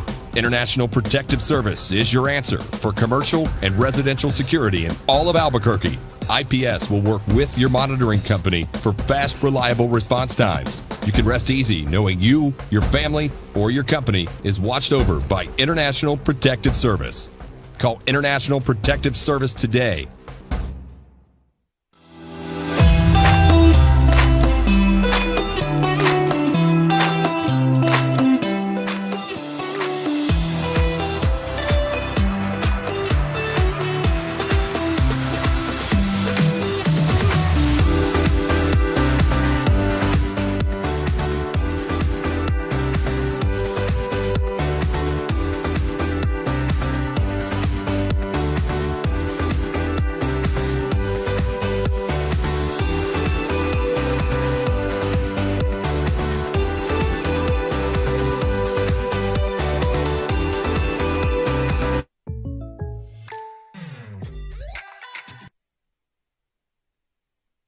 Get your car clean. You're in it a lot. Call on the Spot Automotive Detailing. Have them come out to you when it's convenient, where it's convenient, and detail your vehicle. What does that mean? Inside, outside, under the hood, under the seats, all that junk that you don't even know is there. When they're done, it looks and feels and smells like the day you took it off the lot. It's fun to drive. You're going to want to be in it. Call on the Spot Automotive Detailing. Take care and protect one of your biggest investments. It's 505-859-2859. 505-859-2859. Or go online at otsdetailing.com and take care of it. All right, there was a lot there. There was a lot there. This says, would you happen to have current revenue figures on everything, et cetera, regarding soccer. I mean, they're private, so they're not going to tell you what they make. No, I don't. I don't know. I come out of that, JJ, and I feel I feel like we got to a point where I don't know that everybody's thrilled, but like I just said to Peter, I think everybody's satisfied. Does that feel we both right? asked them the question. Are you excited? Are you happy about this? Is it settled? And the answer's in between. It's not as big of a vision as they wanted to have. It's still a good vision. I think it's going to be really interesting seeing some of the renderings of it, what they want to do. You can make it expandable. I think a lot of people learn something about that the state's just not going to dump a bunch of money into the stadium. They can dump into the infrastructure around it. Well, I thought I didn't know that about the Constitution. That so if it's a private and they plan on this being a private stadium, that you can't mix the money. So there can be state money that'll go into enhancements around the stadium. So that could be And those a park parking lots, like- those roads, they need some pavement. Look, man, it's been a long time. I've been at Balloon Fiesta parking lot, and the parking lot we're talking about a lot, right? Picking up my daughter and taking her to practice over the last bunch of years. Those parking lots need work. The infrastructure it just needs it. So I have no problem with the state giving the city money to. And by the way, there's no permanent bathrooms out there. They've got some trailer. Like, it's time, right? And I will tell you, I know a lot of you are against the stadium or don't like United, and that to a point where maybe this is the right way to do it. I still think it can be, as you said, a very impactful thing, something that's going to be fun to go to throughout the summer. For New Mexico United, it's an opportunity too. Like, they can capitalize on this during the Balloon Fiesta. There's another revenue source. If they have, I hope that helped you, and I hope we asked some of the questions that you were asking in regards to the stadium, the funding, the where, why, when. And it's funny, the question you asked at the end was right where I was going. What's the target date? And it sounds like the USL requires a soccer-specific stadium. Were they really going to throw them out? They weren't. United. Not United. They got. I think they realize every municipality is dealing with different issues, and country right about now. Thanks to Peter Trevisani and David Carl, who both spent some time with us in studio today. DC, great work today. Adrian, it looks great on the TV side. I know we threw you a little curve with the video. Looks good. Was my family. Drunk driver hit us. And my wife and our daughter, they didn't make it.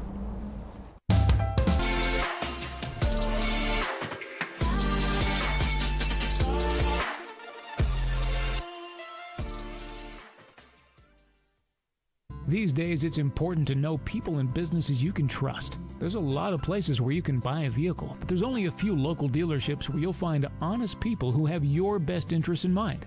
And Fiesta Kia is one of them. We've been helping our neighbors save money and drive dependable cars for years, and we'd love to help you. With new Kias arriving daily, you'll love our selection and the peace of mind you'll get driving a Kia from Fiesta. So stop by and see us today at Fiesta Kia on Lomas, or just start driving now at fiestakia.com.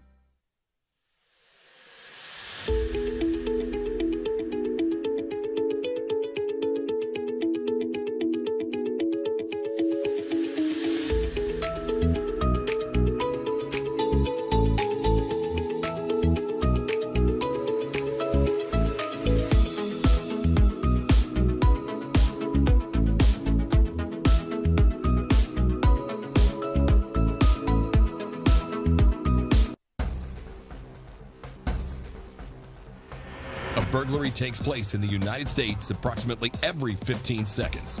International Protective Service is your answer for commercial and residential security in all of Albuquerque. IPS will work with your monitoring company for fast, reliable response times. You can rest easy knowing you, your family, or your company is watched over by International Protective Service. Call International Protective Service today